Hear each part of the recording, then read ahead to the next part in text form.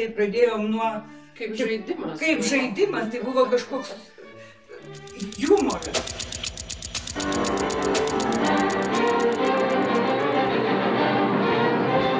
Aš daugiau nežinau nei vienos mokyklos, kurioje būtų tokia tradicija.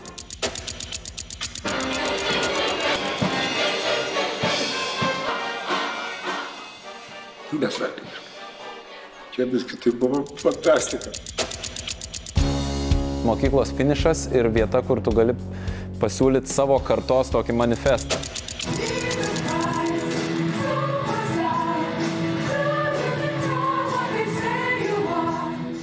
Ne viską galiu atskleisti.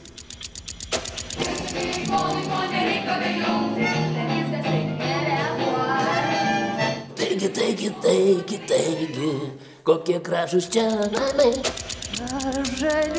Žalių šakų taip norė. Dabar galbūt išaugo tos sėklos, kurios tada buvo pasėtos.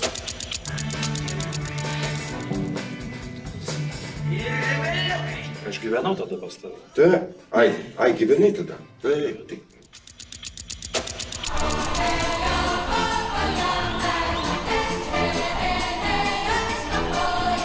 Tai tiesiog yra viena gražiausių, jei negražiausių tradicijų šios mokyklos. Ir aš prisiminsiu 50-ojo jubiliejinę operą iki gyvenimo galo.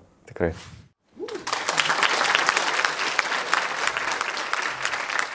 Labą popietę visiems. Gera būti čia mokyklos šokio teatre ir gera susitikti tokia gražia proga. Operai 50 metų. Tiesą sakant, ilgai galvojau, ką pasakyti užlipus čia ant scenos, nes žmonės, kurie yra prisilietę prie operos kūrimo, turbūt kiekvienas gali pasakyti labai daug ir kartu, kai reikia trumpai kalbėti, to padaryti nepavyksta, nes norisi visą širdį išlieti, kalbant apie nacionalinės Mikalojaus Konstantino Čiurlionio menų mokyklos tradiciją, besitęsiančią 50 metų, tai yra operos kūrimą.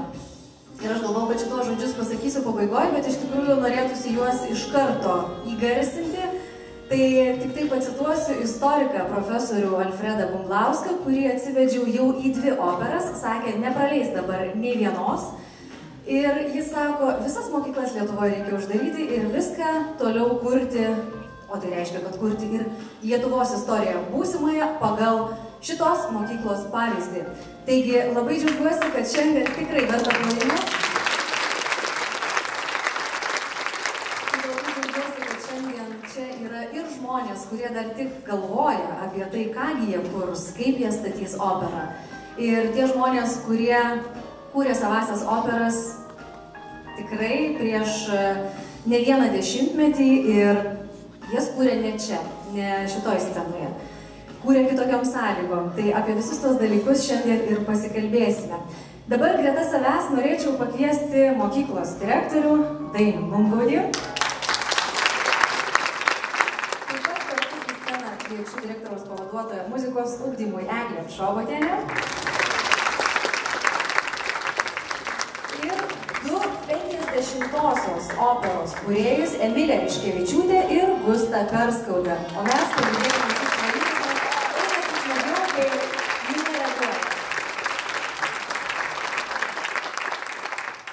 Taip, mikrofonai šalia jūsų, drąsiai jauskitės kaip namie, nors turbūt, kad tai sakyti visiems čiurlioniukam yra labai keista, visi mes esam čia namuose. Ir pirmiausia, kreipiuosi į jūs, direktoriau. Opera. Tai yra reiškinys, neabejotinai, ir kokios galbūt mintys jums kyla šiandien, galvojant apie tai, kad tai yra unikalus reiškinys Lietuvoje ir kad tas reiškinys švenčia pusės amžiaus jubiliejų. Sveiki gyvi visi, ir veteranai operos, ir pradedantis operistai. Aš manau, kad taikliausiai, ko gero, tik ką ekspromto Vidas pavadino, kad tai yra tos kartos manifestas. Manau, kad tai yra pats teisingiausias apibūdinimas. Aš nežinodamas, kad reikės ant scenos eiti, bet šiandien visą dieną man atminti 3 mano darbo diena šitoj mokykloj prieš 3,5 metų. Ir buvo, kaip žinote, buvo pandemija, jeigu dar prisimenam, ir buvo nuotolinis mokymas, ir buvo nuotolinis susitikimas su choro dalyviais, su choristais, tarsi toks susipažinimas. Ir vienas iš choristų pakėlė tą rankutę ekrane ir paklausė: direktoriau, o jūs leisite daryti operas? Aš pagalvoju, šventas tu naivume. Ar galima sustabdyti šitą upę, šitą tradiciją, nes visi, kurie sveikino su to, kad pradedu dirbti tokioje mokykloje, visi, kurie žino, visi, kurie buvo, visų antras sakinys visada būdavo: bet tu pamatysi, čia yra opera. Ir aš suprantu, kad kiekvieno iš čia sėdinčio širdį tai jau yra iš kartos į kartą perdodama genais, perdodama krauju, kai kada ir tikrąja to žodžio prasme, nes ir pernai, ir užpernai kraujo buvo, vienas nukrito, kitas susižeidė, visko čia buvo. Bet šiaip iš tikrųjų mes vis kalbam apie tai, kad vietoj kažkokių tai dalykų galėtų būti opera kaip dalykas, kaip kažkoks tai turbūt vienas iš modulių sukurtų. Nereikia uždarinėti Lietuvos mokyklų, bet reikia, kad Lietuvos mokyklos pamatytų tai, ką daro ir ką kuria patys čiurlioniukai. Turiu prisipažinti, kad niekaip nesuprantu ir niekaip neįprantu, kad aš pamatau, ką padarys operistai tais metais tik kartu su kitais žiūrovais. Ir žinau, kaip ir vis nesuprantu, vis nepriprantu prie to, bet jau vieną galiu suprasti, kad atsakomybės, pasitikėjimo, tų kūrybinių impulsų čiurlioniukai turi operos pavidale tiek, kad tikrai galima visoms Lietuvos mokykloms padaryti. Iš tiesų, miela Eglė, norisi į jūs dabar kreiptis. Per jūsų rankas, akis, širdį jau yra prasisukę, jeigu taip galima sakyti, labai daug operų. Ir jūs būnate tas žmogus, kuris turbūt, jeigu ne pirmas, tai gal koks trečias, sužinote, kasgi bus. O gal net ir pirmas, taip įtariu, kad jau kas nors ateina ir šnipštelį jausi, kad štai ruošiamasi vienokią ar kitokią operą statyti, imti kažkokį kūrinį. Tai dabar, taip žvelgiant iš paukščio skrydžio ir galvojant bendrai apie tai, kaip gimsta operos, ką jūs pirmiausia galvojate, kai ateina žmonės su jūsų nuomonė, gal kiek didelėm ambicijom? Ar jūs stengiatės juos skatinti, ar stengiatės prigesinti? Tai net nėra abejonių, aišku, skatinti. Ir aš labai džiaugiuosi, kad aš jau turbūt 16 operų buvau liudininkė statymo ir labai džiaugiuosi, kad ta patirtis savotiška, kurią aš turėjau pati kaip mokinė šitoje mokykloje, statydama tą vadinamą mūsų muziklą Carmen. Vis tiek tie visi impulsai, kuriuos mes tada gavome, kūrybinius impulsus ir tą patirtį, pirmas dalykas, jį niekaip negali ištirpti gyvenime, tai yra tas reiškinys, kuris lydi visą gyvenimą mane ir klasiokus, kurie šiandieną atėjo čia ir aš be galo džiaugiuosi, nes per sekundę atsidūriau gal tam pačiam lauke ir su tom pačiom emocijom. Tie mūsų jauni talentingi žmonės, kurie ateina į kitos 12 klasės, jie visi yra nepaprastai kūrybingi žmonės. Čia tiesiog yra kažkoks stebuklingas dalykas, nes šalia tų impulsų, kurios ir patirties, kuriuos jie įgyja per specialybinius dalykus, jie su tom visom savo žiniom, plus savo kūrybinėm idėjom, kurios kažkada būna truputėlį gal paslėptus, bet 12 klasė tai yra ta vieta, kurioje jie viską atskleidžia. Ir didžiausia svajonė, kad mano buvo asmeniškai, kad visos 3 mūsos, tai 12 klasiai, apsijungtų. Ir dabar yra tokios sąlygos fantastiškos ir tos operos vyksta čia.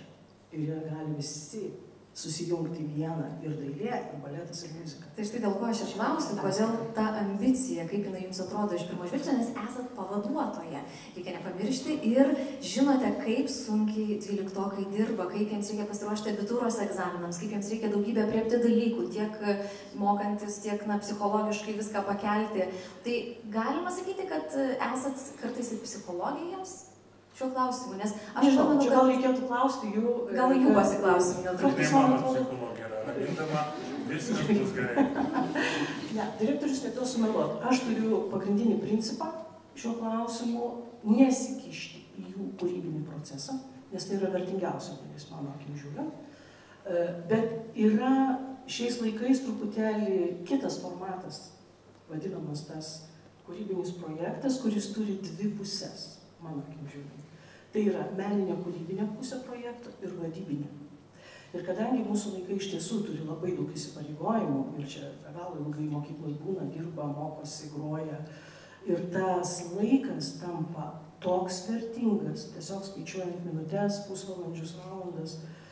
Ir mes su direktoriumi turime tik tai tokį tikslą juos suorientuoti starte. Ir atsižvelgiant į tas laiko sąnaudas, pats svarbiausias dalykas, man atrodo, tai yra ypatingai kalbant apie tą vadybinę pusę, kad jie neklaidžiotų, neieškotų, kaip čia ką padarius, o tiesiog mes jiems duodam tokį vektorių, ką reikėtų daryti, kokie terminai ir kaip suorientuojam juos. Na, po to, aišku, viešuosius pirkimus daryti. Viešuosius pirkimus kaip daryti, jo.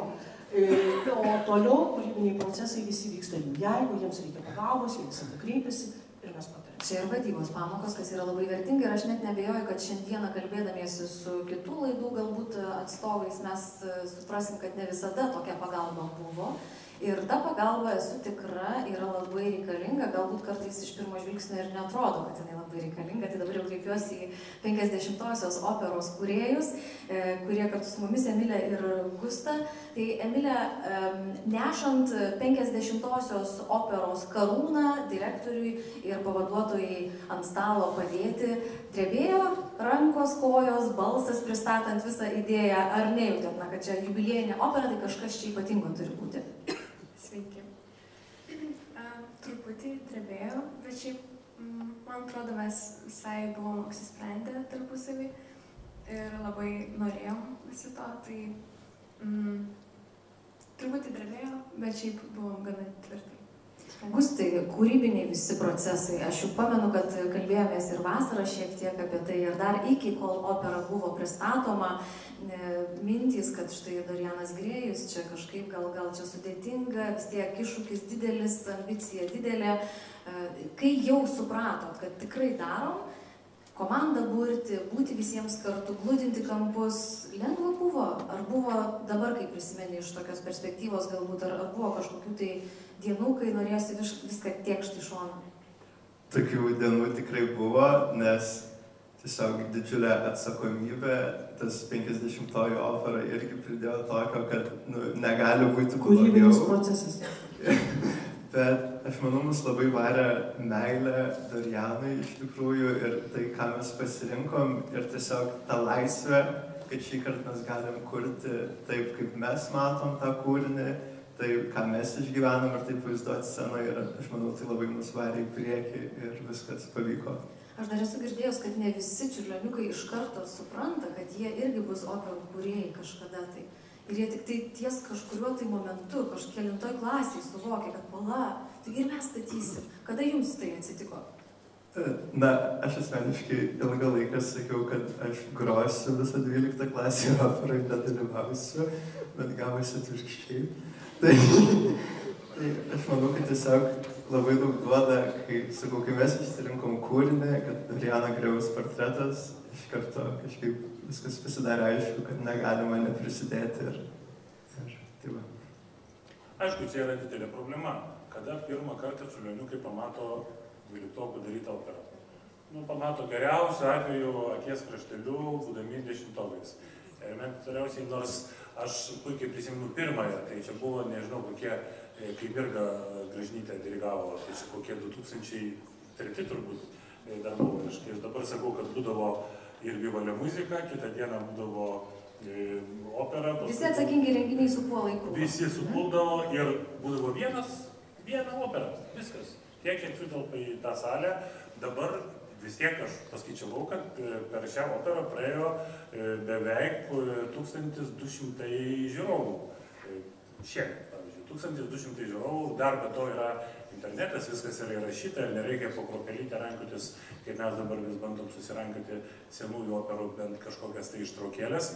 Yra galimybė, bet tikrai Ir tam tradicijos perdavimui vis dėlto turi būti kažkas tai daugiau, nes pamačius vieną ar pusantros operos, suprasti, kad tu pats toj pat kursi yra gana sudėtinga. Čia reikia ir mintyse kurti jų. Direktoriau, tai prieš baigiant mūsų tą pasikalbėjimą, tokį vadinį į, galima sakyti, keliavimą per tuos dešimtmečius, gal 50 kartų pasibandyti uždaroj erdvėje pakanka ir tada reikia pradėti galvoti, ką daryti, kad operos pasiektų ir didžiuosius teatrus. O, jeigu nebūtų valstybinių egzaminų, tai mes tikrai galėtume būti. Ne, aš žinau, kad aš esu prisidėjęs daug per pastarosius keletą metų, kad opera iš Čiurlioniukų renginio taptų tam tikrą prasme visuomeniniu reiškiniu. Aišku, man yra vėl grįžtant prie to, kad pamatau tik tai kartu su visais svečiais, bet aš jau jų klausiu, ar, temos taigi pikantiškos būna ir įdomios, ir dėl Doriano Grėjaus taip pat aš klausiu, ar aš galiu kviesti ir pačius didžiausius svečius. Ir aš visada sakau taip. Taip, yra čia tokia atsakomybė, bet žinot kaip yra. Visa tai, kol tai yra visuomeniška, tai yra vienai. O paskui, kai visa tai tampa pusiau profesionalu, aš vis tą prisimenu, kad Nojus laivą statė mėgėjai, o Titaniką profesionalai.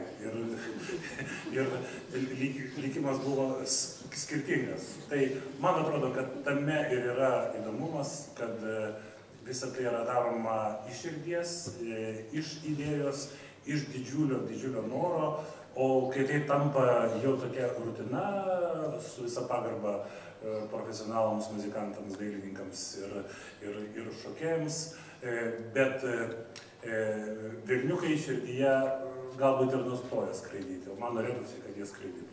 Tikėkime, kad ir velniukai, ir angeliukai skraidys.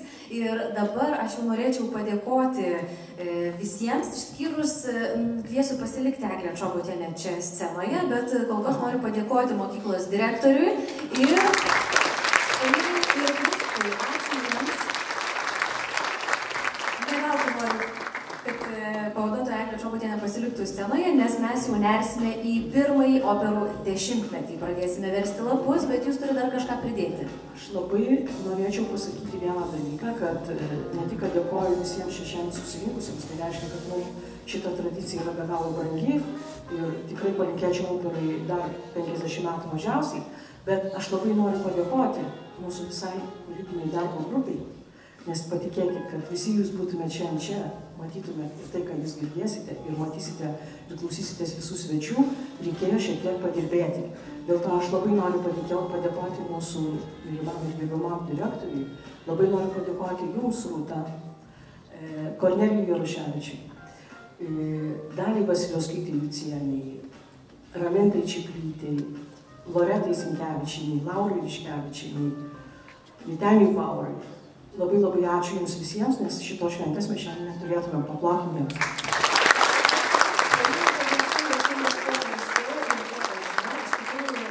Padėkos kaip įprasta, kad būna dažnai pabaigoje, tai nebijokit, dar niekas nesibaigia. Bet aš bijau, kad aš po to jau turėsiu grįžti į savo vietą ir labai noriu nepraleisti. Visiškai teisingai, reikia viską nuo scenos sakyti, tai, ką norisi išsakyti ir kas yra svarbu, ypač kalbant apie jau paminėtą reiškinį 50-ąją operą. Ir dabar greta Eglės Čobotienės, kuri jau paminėjo, kad buvo operos Carmen kūrybinės grupės dalis, viena iš narių, noriu pakviesti pirmojo dešimtmečio operų kūrėjus, nacionalinės kultūros ir meno premijos laureatą maestro Robertą Šerveniką,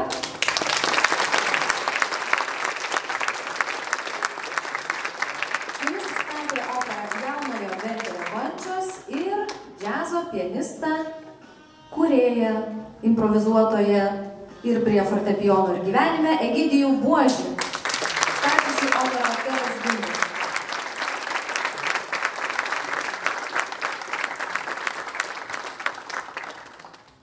Ačiū Jums, kad esat čia ir dabar paprašysiu visų sutelkti dėmesį į ekraną.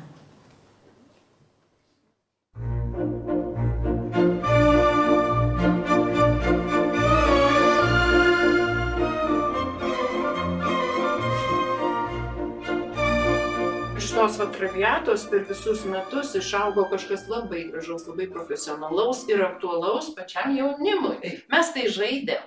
O dabar, kaip sako, jau... Bet žaidėm profesionaliai.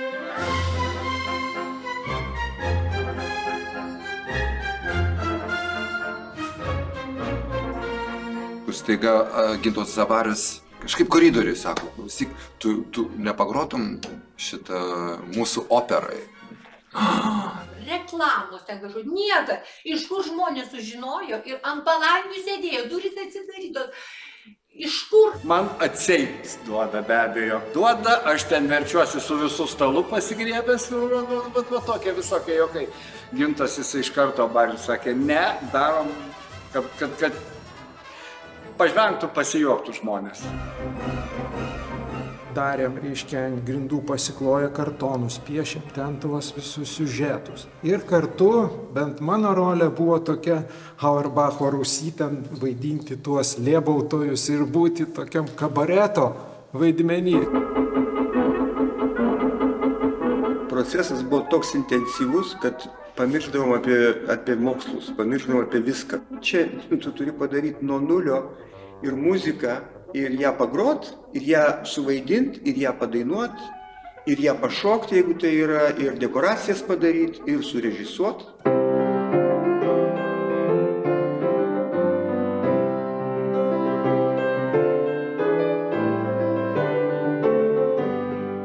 Mūsų opera buvo pirma istorijoje pop stiliuje. Kažkaip taip sutarėm, kad aš tiesiog pagelbėsiu su tuo visos scenos apipavidinimu būtent šviesa, nes tais laikais tikrai buvo pakankamai sudėtinga. Susirinko pilna salė publikos ir į pirmą eilę aš matau ateina fotografas ir su didelė fotolempa ir jisai tą lempą jungia į tinklą elektros, ta lempa bliksteli ir mum išmuša visus saugimus.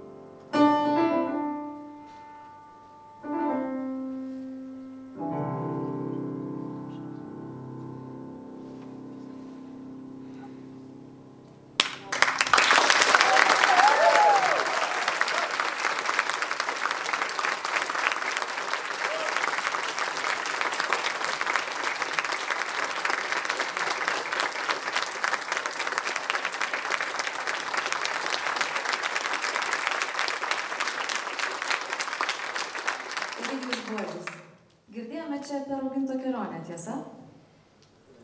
Taip, čia buvo. Turėtų veikti ir be jūsų. Ir be manęs? Ir be jūsų turėtų veikti. Iš kitos pusės bandyti. Va, jau dabar bus gerai. Spėjau, kai nejungi neveikia. Manęs aparatūra veikia taip. Tai čia skambėjo uvertiūros tokia, sakyčiau, parafrazė Roginto, kurią aš kūriau. Visą operą kūrė, visą muzikinę dalį Levickis Zbignevas. Aš labai žavėjausi jo kūrybingumu. Mes labai anksti pradėjom kurti operą, pradėjom dirbti birželio mėnesį. Mes jau pradėjom pirmus gauti scenarijus. Pradžioje rašė Jurgita Šakėnaitė, paskui perėmė Marius Jaunutis, kuris jau paskui pabaigė visą libretą iki galo. Na ir mūsų tas didžiulė fantazija buvo, kad padaryti su elektronika, kas tais laikais buvo didžiulis deficitas.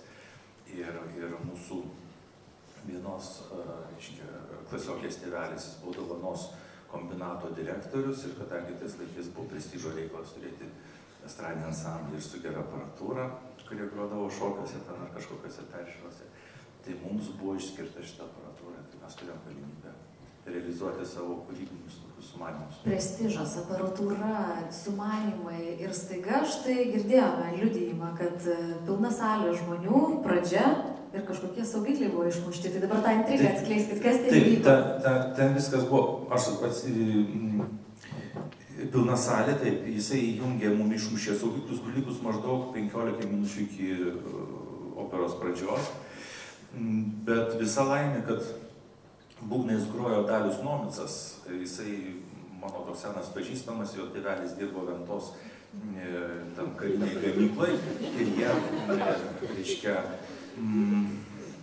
gamindavo tokius vargonus, Vilnius 5 vargonai, kuriais mes naudojame savo, reiškia, koncerte. Ir Dalius buvo pasidaręs savo rankomis sintezatorių 11 klasiai. Tėvelis matyti ten šiek tiek detalių išnešdavo, nes daug kas panašų, valdymas buvo panašus, bet labai daug įdomių tembrų buvo. Ir Zbignevas Levickis grojo tuo sintezatorium, o Dalių Nomicą, jisai pats pagal specialybę fizikas, bet mėgodavo su būgnų lazdelėm po pagalvę ir mes jį pakvietėm pagroti būgnais. Tai jisai, ačiū Dievui, kad jisai buvo, jisai paėmė gitaros stygą, sukarpė ir padarė saugiklius prieš pat koncertą, sukaišė visur. Mūsų išgelbėjo iš visiško, turbūt, kracho galimo. Svarbiausia kūrybiškumas. Ir džiazas. Taip. O įrašą, kurį mes dabar girdėjom, aš kaip pagalvoju, tas kokybė, kokia dabar mes kokybėje dirbam su įrašais, tai vidury salės, dabartinės Sondeskio vardo salės vidury stovėjo mono dainos magelis, aš kito nerandu pavadinimo, mono su plasmasiniu tokiu mono mikrofonėliu ir va tai buvo užfiksuota. Ir buvo gerai. Ir buvo gerai.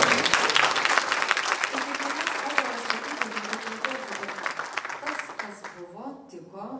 Pavyko pasidaryti ir saugiklius, svarbiausia, reikėjo viską žiūrėti kūrybiškai, jeigu ko nors nespėjai, tikriausiai ir kokią vieną kitą naktį repetuosi. Aš galiu pasakyti, kaip paminėjot, man sakyti jūs ar tu, aš nežinau. Nu, tai kadangi jūs mano mokytojas, tai tikrai galite sakyti tu.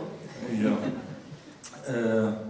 Apie naktį mes, paskutinę naktį mes saugojom aparatūrą, nes buvo suvežta jau prieš operą visas, mes nakvojom salėj, kokie 4, 5 ar 6 žmonės, klausėm Liuksemburgo radiją, nes tais laikais buvo labai madinga ir tarp kitko Dalius Nomicas užnešė šitą bacilą.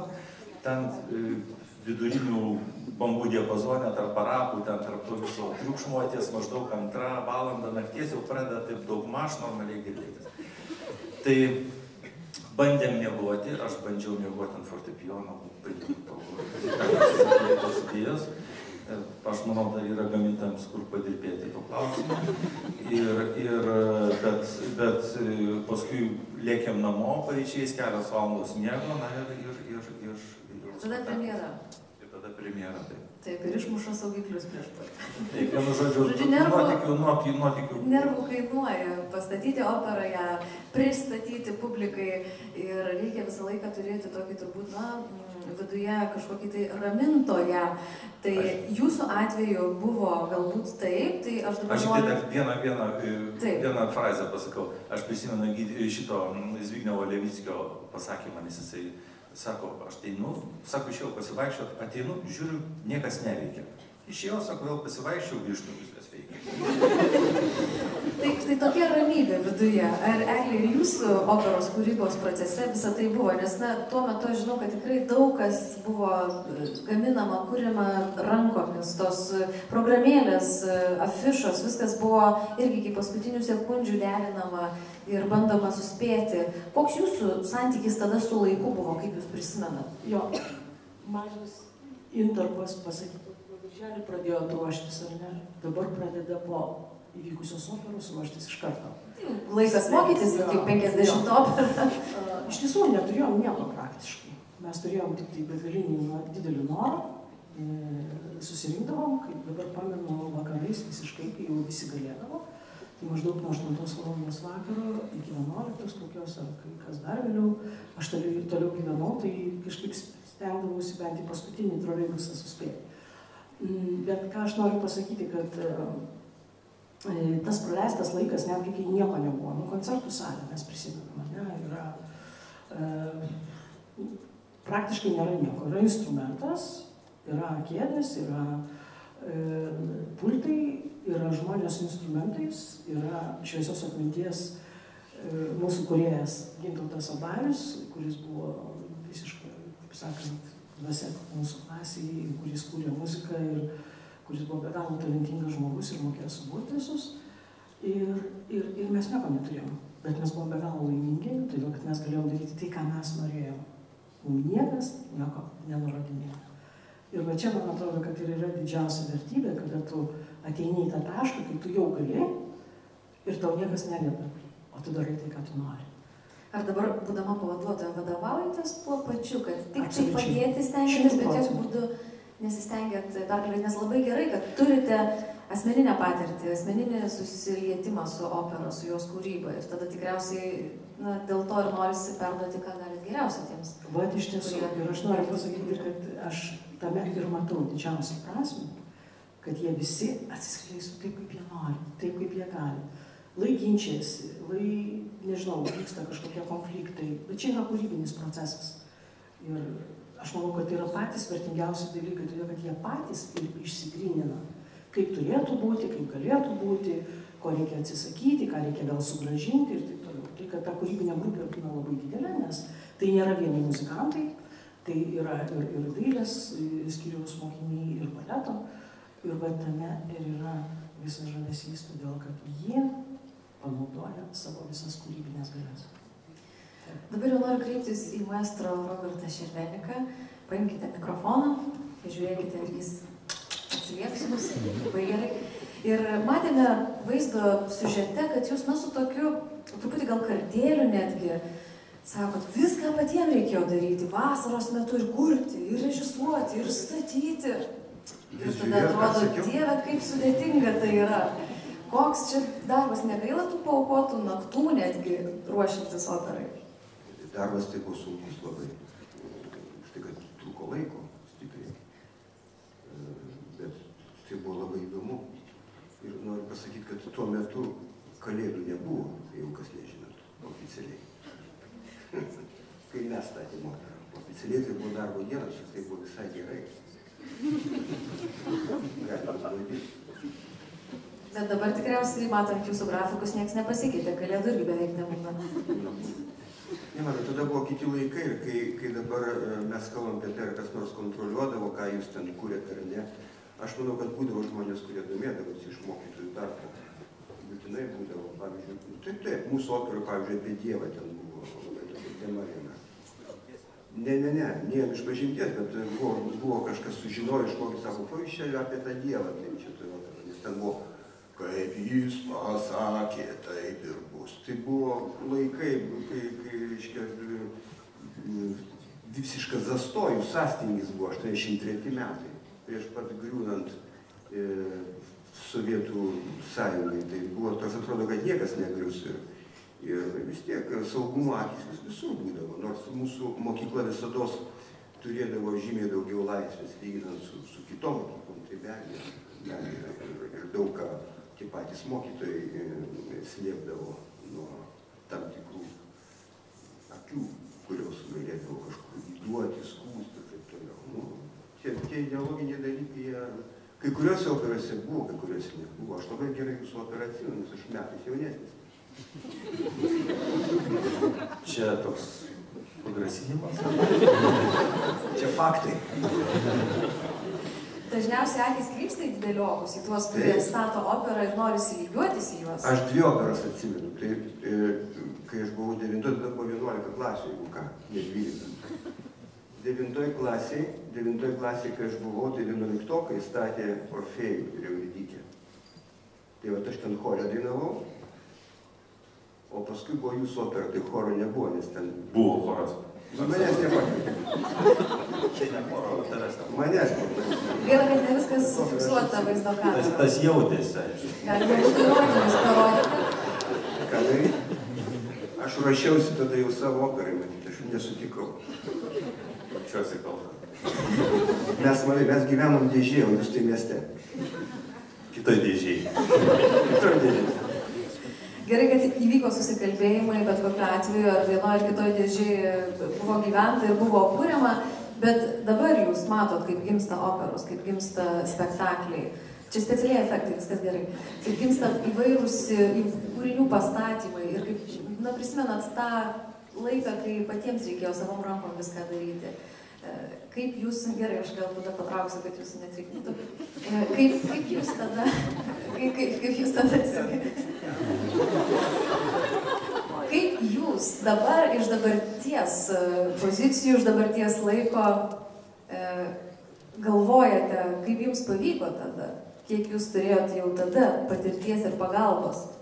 Jokios patirties neturėjau. Mes pradėjom kurti libretą, kai nuėjom kažkada į operos teatrą ir per pertrauką galvom statysim bohemą. Ir per pertraukas dalinomės keliasi ten nuėjo operos teatre, ką mes parašėm, paskui viską sudeginom kaip bohemai ir perėjom prie Verterio. Tai visados tai yra afera visiškai. Tu žiūri į tai, jie darė ten tą operą, reiškia, tai buvo pirmas iš tikrųjų, orkestro nebuvo, elektronika, tai buvo kažkas visiškai naujo. Mes grįžom... Tada paskutiniai instrumentai buvo, šiek tiek, mes turime kvartetą su fleita, styginių kvartetą. Šiek tiek, bet vis tiek tai buvo naujas visiškai, naujo žanro opera buvo visiškai. Mūsų operoje buvo tokie dalykai, kaip reikėjo kažkaip tai ten, nežinau, idėjos atsirasdavo, o ką dar galima padaryti. Ten buvo toks filmas vienas, susuktas tarp kitko jūsų laidos dailininkų. Mes internatė, kurie gyveno tokie, Arūnas ir Narūnas. Donacijos grasinančios. Dėžiai. Ir mūsų operos režisierius buvo Rimas Driežis, žymiai vyresnis už mus. Kažkaip mes paprašėm, kad jisai ateitų ir padėtų mums surežisuoti. Ir tą filmą mes, reiškia, rodėm pabaigoje operos, jis buvo, aišku, begarsinis, tada kamerų su garsu būtinių nebūdavo. Tada būdavo tik tai Charles Chaplinas. Ir ten filmas buvo, visiškas surrealizmas, nufilmuotas dėžiai, kažkokie tai, kažkoks siūras visiškas. Viskas vainikavosi to, kad iš 3. aukšto balkono buvo išmetamas nenaudojamas pianinas. Ir jis lėkė žemyn ir dužo ten. Ir ten buvo pasipiktinimai, kaip jūs galite, jis nurašytas buvo. Kūrybinė ekstazė. Jo, o to filmo, reiškia, metu orkestras grojo, Georgijus Sviridavo tokią muziką, vadinasi, Vrėmė vперед, laikas vperед, nuo kurios prasidėdavo per centrinę televiziją Panorama. Suprantate, kaip griūva, visas šalis griūva, lūžta viskas. Kažkokie pliki vaikai, maži vaikščiai, Breigeris kažkoks, Boboskas. Ir tas filmas, ir ten buvo įrašai, yra tik tai audio įrašas, kur girdisi, kaip juokiasi, žiūri tylai. Paskui muzika baigėsi, filmas tęsiasi. bet neišliko dėja to filmų. Mes net neturėjom ko nei filmuot, paskui kasetė kažkaip, nežinau. Reikia pakartoti. Turi mokykla teatrą ir bus galima turbūt, kad daug ką atkurti. Ir dalykai yra nepakartojami, bet galima pamėginti prisiminti, galima pamėginti pabūti toje nuotaikoje. Ir mes esame dar tik pirmajame dešimtmetyje, bet jūs, kaip operų, to pirmojo dešimtmečio veteranai, turbūt jau galiu taip drąsiai sakyti, vis tiek jūs esate pirmieji, kurie statėte operas, pirmieji, kurie susidūrėte su tais sunkumais, iššūkiais, džiaugsmais ir skausmais. Labai trumpai kiekvienas, ko norėtumėt palinkėti tiems, kurie dar tik ruošiasi statyti savasias operas, maestro? Nebijoti fantazuoti, nebijoti nieko, eiti į pačias beprotiškiausias idėjas. Ir visados daug kalbėtis, dienom, naktim ieškoti kažkokių bendrų sprendimų. Atrasti kažkokį lyderį ar lyderių komandą, nuo kurių viskas ir priklauso. Kiti yra pagalbininkai. Taip visą laiką būna, bet visi daro. Turi būti kažkas, kuris kūrė muziką, ar kurie kūrė muziką, kiti. Tai nebijokit svajoti. Klysti, ginčytis, ieškoti. Nieko absoliučiai neklausyti, klausyti savo širdies, proto. Ir aš labai norėčiau palinkėti, kad šitą visą mūsų 50 metų kūrybinė puokštė gyvuotų dar antrą tiek. Labai norėčiau, kad tas jaunimas išlaikytų šitos dalykus ateities kartoms. O aš tik tai pridėdamas prie to, ką prelegentai kalbėjo, aš noriu tik tai palinkėti, kad visų tų ginčų ir ieškojimų pasiekmėje laimėtų menas ir prasmė.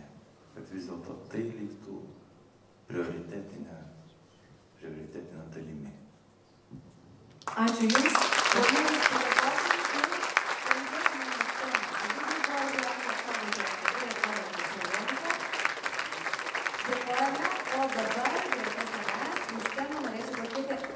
Operų gyvavimo dešimtmečio kūrėjus, tai yra Nacionalinės filharmonijos generalinė direktorė Rūta Prusevičienė.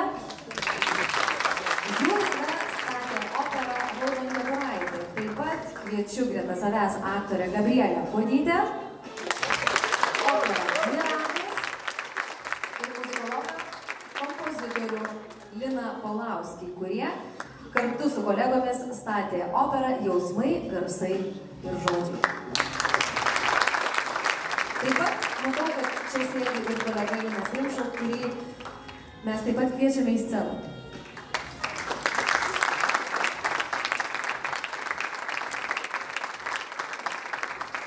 Kadangi kėdžių ir mikrofonų tikrai užtenka, tai yra vienos operos kūrėjai, kviečiame juos susėsti ir dabar dėmesio į ekraną.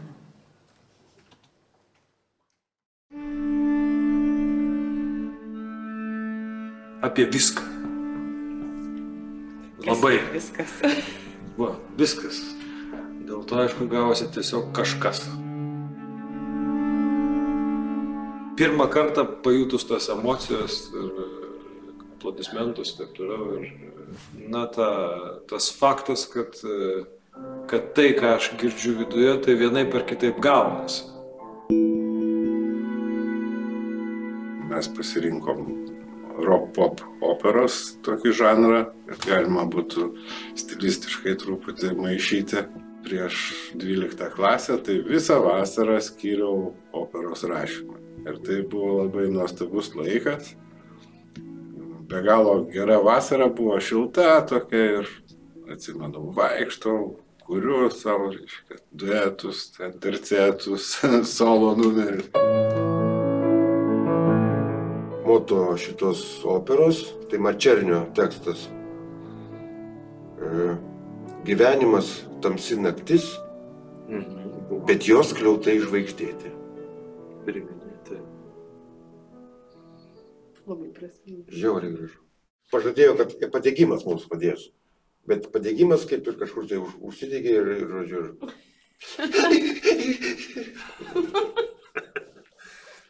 Viską patys, žodžiu. mes tuo metu labai kažkaip domėjomės džiazroku, mes gaudom juostas ir matyti, reiškia, norėjusi tos muzikos įtakoj, kurią mes, reiškia, klausydom ir kažką panašaus sukurti patiem. Kažkaip tai pradžiai pasikvietėm vieną būgnininką iš Tallat Kelpšos kažkokį, tai ten nežinau, jisai metalistas turbūt buvo ten su ilgais plaukais. Aš jam sakau, pagrok tokį ritmą.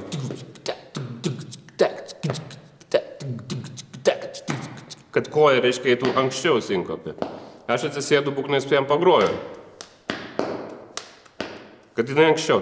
Jisai niekaip negali, jis atsisėda. Tokį paprastą. Palauk, tuoj bus. Apsibrūko cigaretę. Palauk. Ir vėl tas pats.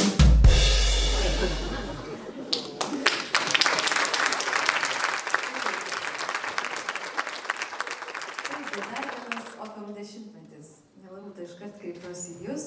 Ir, girdėjome, čia kompozitorius Giedrius Puskunigis sakė, čia ir tą norisi pasikviesti padėti, ir tą, čia visi išsakė minčių apie tai, kad yra labai didelis mechanizmas pastatyti operą, ją sukurti, viską susidėlioti ir taip toliau, bet čia tada kyla klausimas, kaip sekasi susitarti, kas už ką bus atsakingas, juk reikia libretisto, reikia žmogaus, kuris kurs muziką, ar žmonių, kurie kurs muziką, reikia tų, kurie galbūt kurs aranžuotės.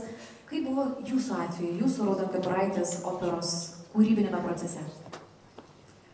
Mes viską darėm savo pajėgom ir turėjom tikrai labai stiprią klasę, labai tokius laisvus, veržlius žmonės, nuolat susitardavom ir dėl špargalkių parašymo bendrai, ir dėl pabėgimo iš tam tikrų pamokų, nes turiu prisipažinti, kad mes buvom tokie gimę 68 revoliuciniais metais, ne veltui įvyko Prahos pavasaris ir studentų revoliucija, o 86, kai rašėm operą Raudonkepuraitė ir jos šešėlis, tai irgi ištiko mūsų jau buvusią dabar didžiulę valstybę persitvarkymai ir įvairiausios pervartos, ir tas labai jautėsi.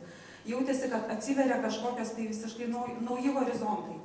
Ir tai, ką minėjo ir Robertas ir Egidijus, iš tiesų tos didžiulės muzikinės įtakos, kuris girdėdavom per tą patį Liuksemburgo radiją arba grodavo kažkokiuose festivaliuose, koncertuose, mes gaudėm kaip antenomis įvairiausius muzikinės stilistikas ir todėl į tą operą dviese su klasiokė Daiva Budraitytė sudėjom ir savo išmoktas pamokas pas kompozitorių Bronių Kutavičių, ir džiazroką, ir gal šiek tiek metalo ir įvairiausių kitų dalykų.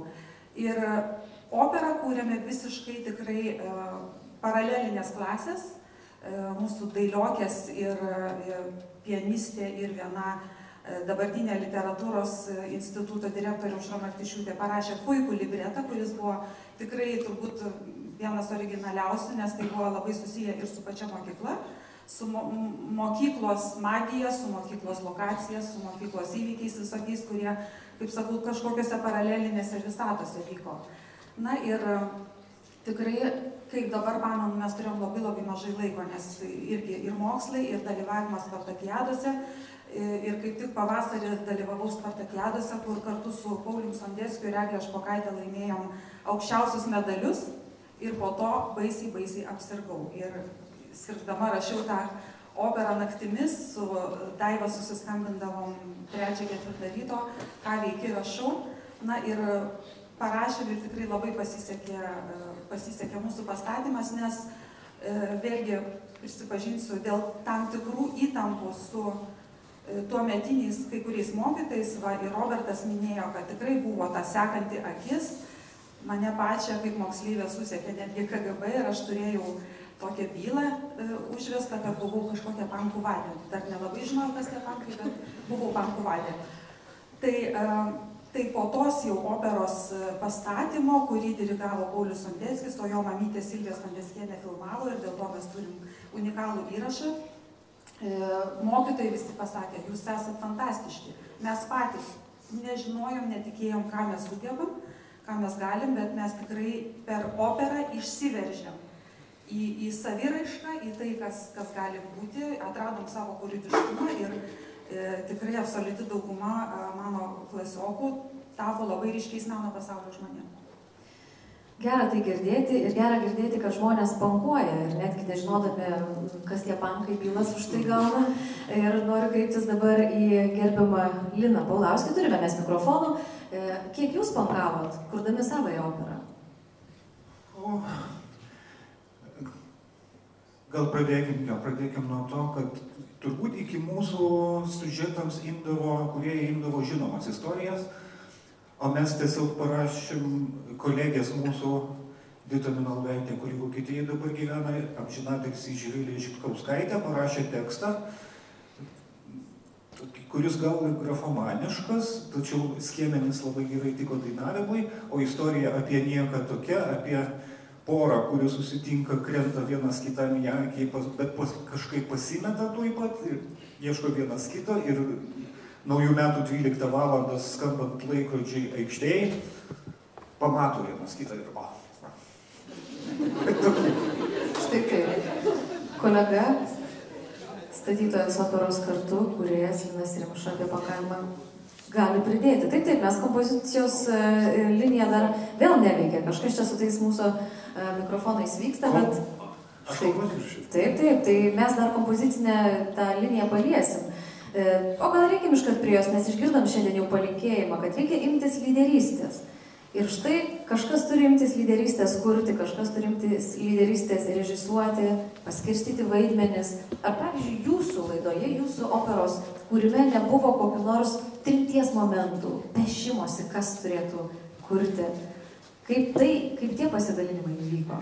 Aš tada įsiterpti noriu. Linas buvo vien toks nebejotinas lyderis ir pagrindinės muzikos dalies autorius ir režisūroje, ir sėdim vakarais čia klasėse, galvojam, ką daryti.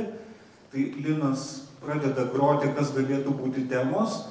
Aš kažkaip pradėjau užrašinėti rankomis, man labai greitai gavosi, nesupratau kaip... Jūs puikiai solfedžio diktacijos. Kompiuterių užsidėgių nebuvo, tai rankomis viskas, tai paskui pridūriau keli savo intarpus, kurie gal neblogi buvo, o tada Linas orkestravo, žodžiu, viską vežė. Ir tas laikas, jis tai yra didelis, jo reikia skirti labai daug, kompozitoriui reikia iš tikrųjų viską savomis rankomis užrašyti, juk natų kiekis orkestrui, natų kiekis solistams yra didžiulis. Turėjom perrašinėtojų, kurie kažkokias partijas orkestrėlį išrašytų, taip? Kaip vienuolynuose anksčiau. Per kiek laiko mes tai padarėm? Per porą savaičių, man atrodo. Ne nuo kovo ir ne nuo birželio, čia jau buvo. Ne, jau buvo žinoma. 2 savaitės ar kažkas tokio. Iš kur muzikinės inspiracijos, Linai, kildavo? Iš kur? Kas padiktavo tuo metu? Kodėl būtent tai? Kodėl būtent tai atsidūrė toje scenoje? Nebuvo laiko inspiracijos iš viso. Buvo labai, kaip sakyt, kaip šiais laikais kino verslas. Tu tiesiog eini ir darai. O ten paskui tik supranti. Gal iš ten. Ir aišku, kad tokie reiškiniai kaip mokyklos opera vėliau tikriausiai padeda žmogui imtis tam tikrų veiklų jau dabar. Pavyzdžiui, kai žinau, kad dabartiniai 12-okai susiduria su vadybiniais klausimais, kreipiasi į rėmėjus, daugybę kitų dalykų užsiima papildomai, bet čia galbūt ir kompozicija tada atsirado ir buvo padiktuota būtent po operos. Aš irgi įsiterpsiu, Linas rašo dabar daug didelės apimties sceninių kūrinių. Tai galima sakyti, kad taip ir buvo startas. Ar tiesa, Linai, ar čia meluoja kolega? Tai buvo. Na, jis, kaip sakė, mano draugas ir man pataikauja, bet daug tiesos tame yra. Man asmeniškai tai buvo pirma gyvenime patirtis, kai aš išgirdau iš šono ką aš girdėjau galvoje. Tagu tik tiek pagal galimybės, nors aišku, norai buvo. Bet taip, tai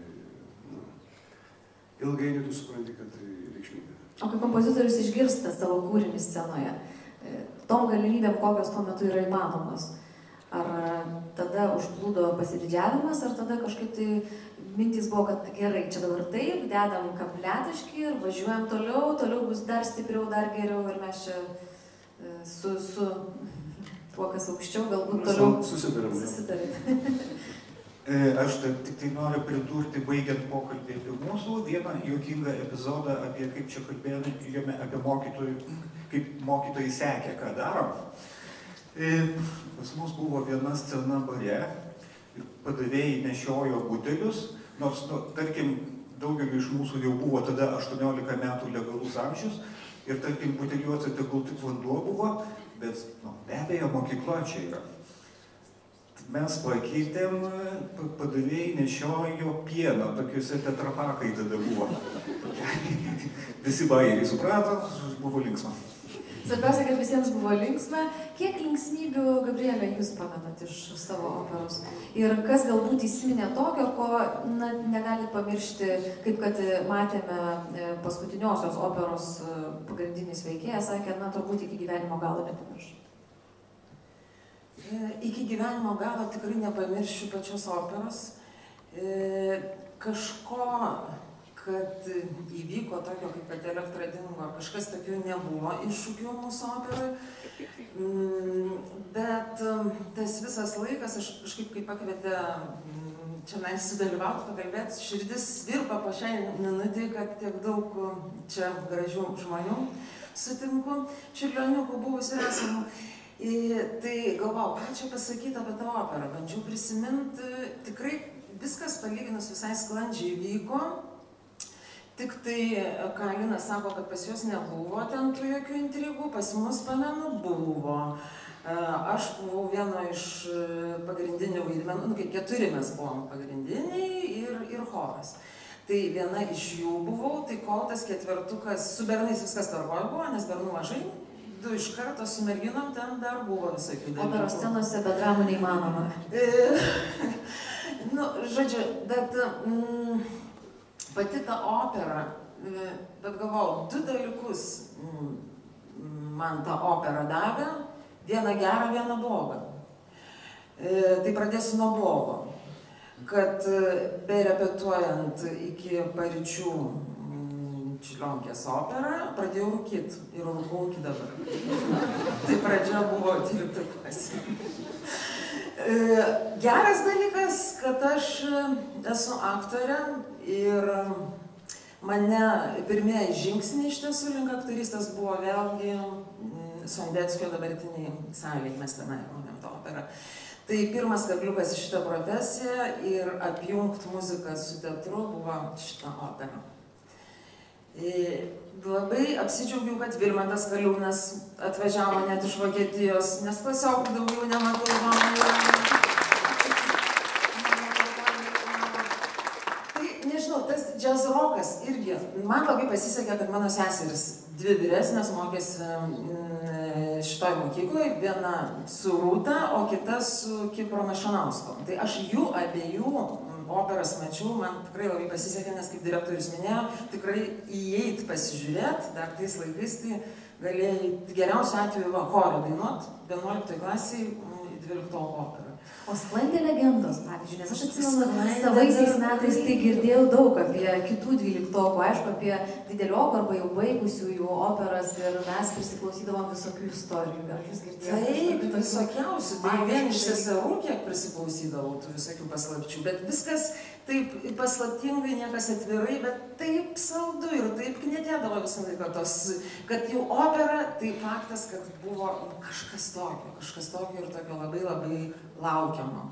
O ar pavyksta atvykti į dabartinių Čiurlionio operas? Labai stengiuosi nepraleisti progos ir įsiprašau, Dalytės, Vasiliauskaitės, galima kokio pakvietimą, nes tikrai labai šaunios operos.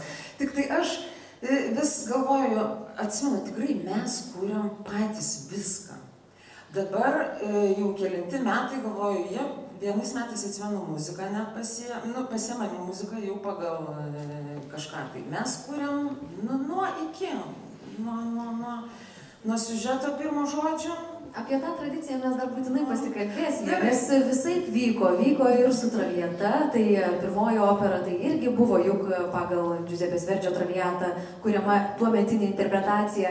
Ir pasikalbėsime dar ir su kitų dešimtmečių atstovais, o dabar aš jau labai norėčiau visiems padėkoti, nes turime būtinai irtis į priekį, dėkojame Rūtai Pusevičiui.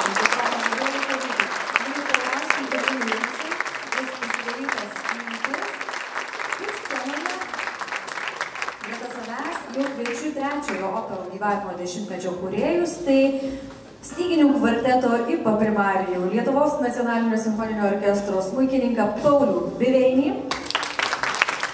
operos Vanduoliai kūrėją ir kartu su juo tais metais operą kūrė Lietuvos muzikos ir teatro akademijos kompozicijos katedros docentas, Lietuvos muzikos ir teatro akademijos muzikos inovacijų studijų centro vedėjas Mantautas Krukauskas. Taip pat kviečiu bendra kūrėjas, irgi vienos operos kūrėjas, tai yra Lietuvos muzikos ir teatro akademijos kamerinio ansamblio katedros profesorė, pianistė, šios mokyklos kamerinio ansamblio skyriaus vedėja Indrė Vaikštytė. Ir kartu į sceną žengė režisierė, šokėja, choreografė Ieva Jackevičiūtė. Ir čia jos galės šiek tiek papasakoti apie operą Jei kristų žvaigždė, bet prieš tai dėmesio į ekraną.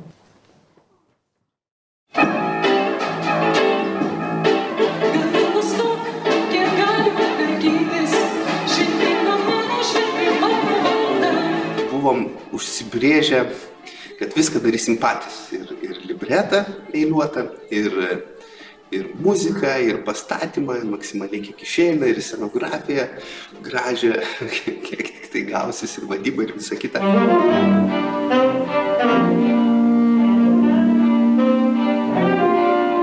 Visas operas sukelia labai stiprius kažkokius emocinius dalykus iš vidaus ištraukia, nes aišku, prisiminė savo laikus, savo klasiokus, kaip mes tą darėm. Labai gražu žiūrėti, kad tas tęsiasi toliau ir iš tikrųjų labai stipriai emociškai veikia.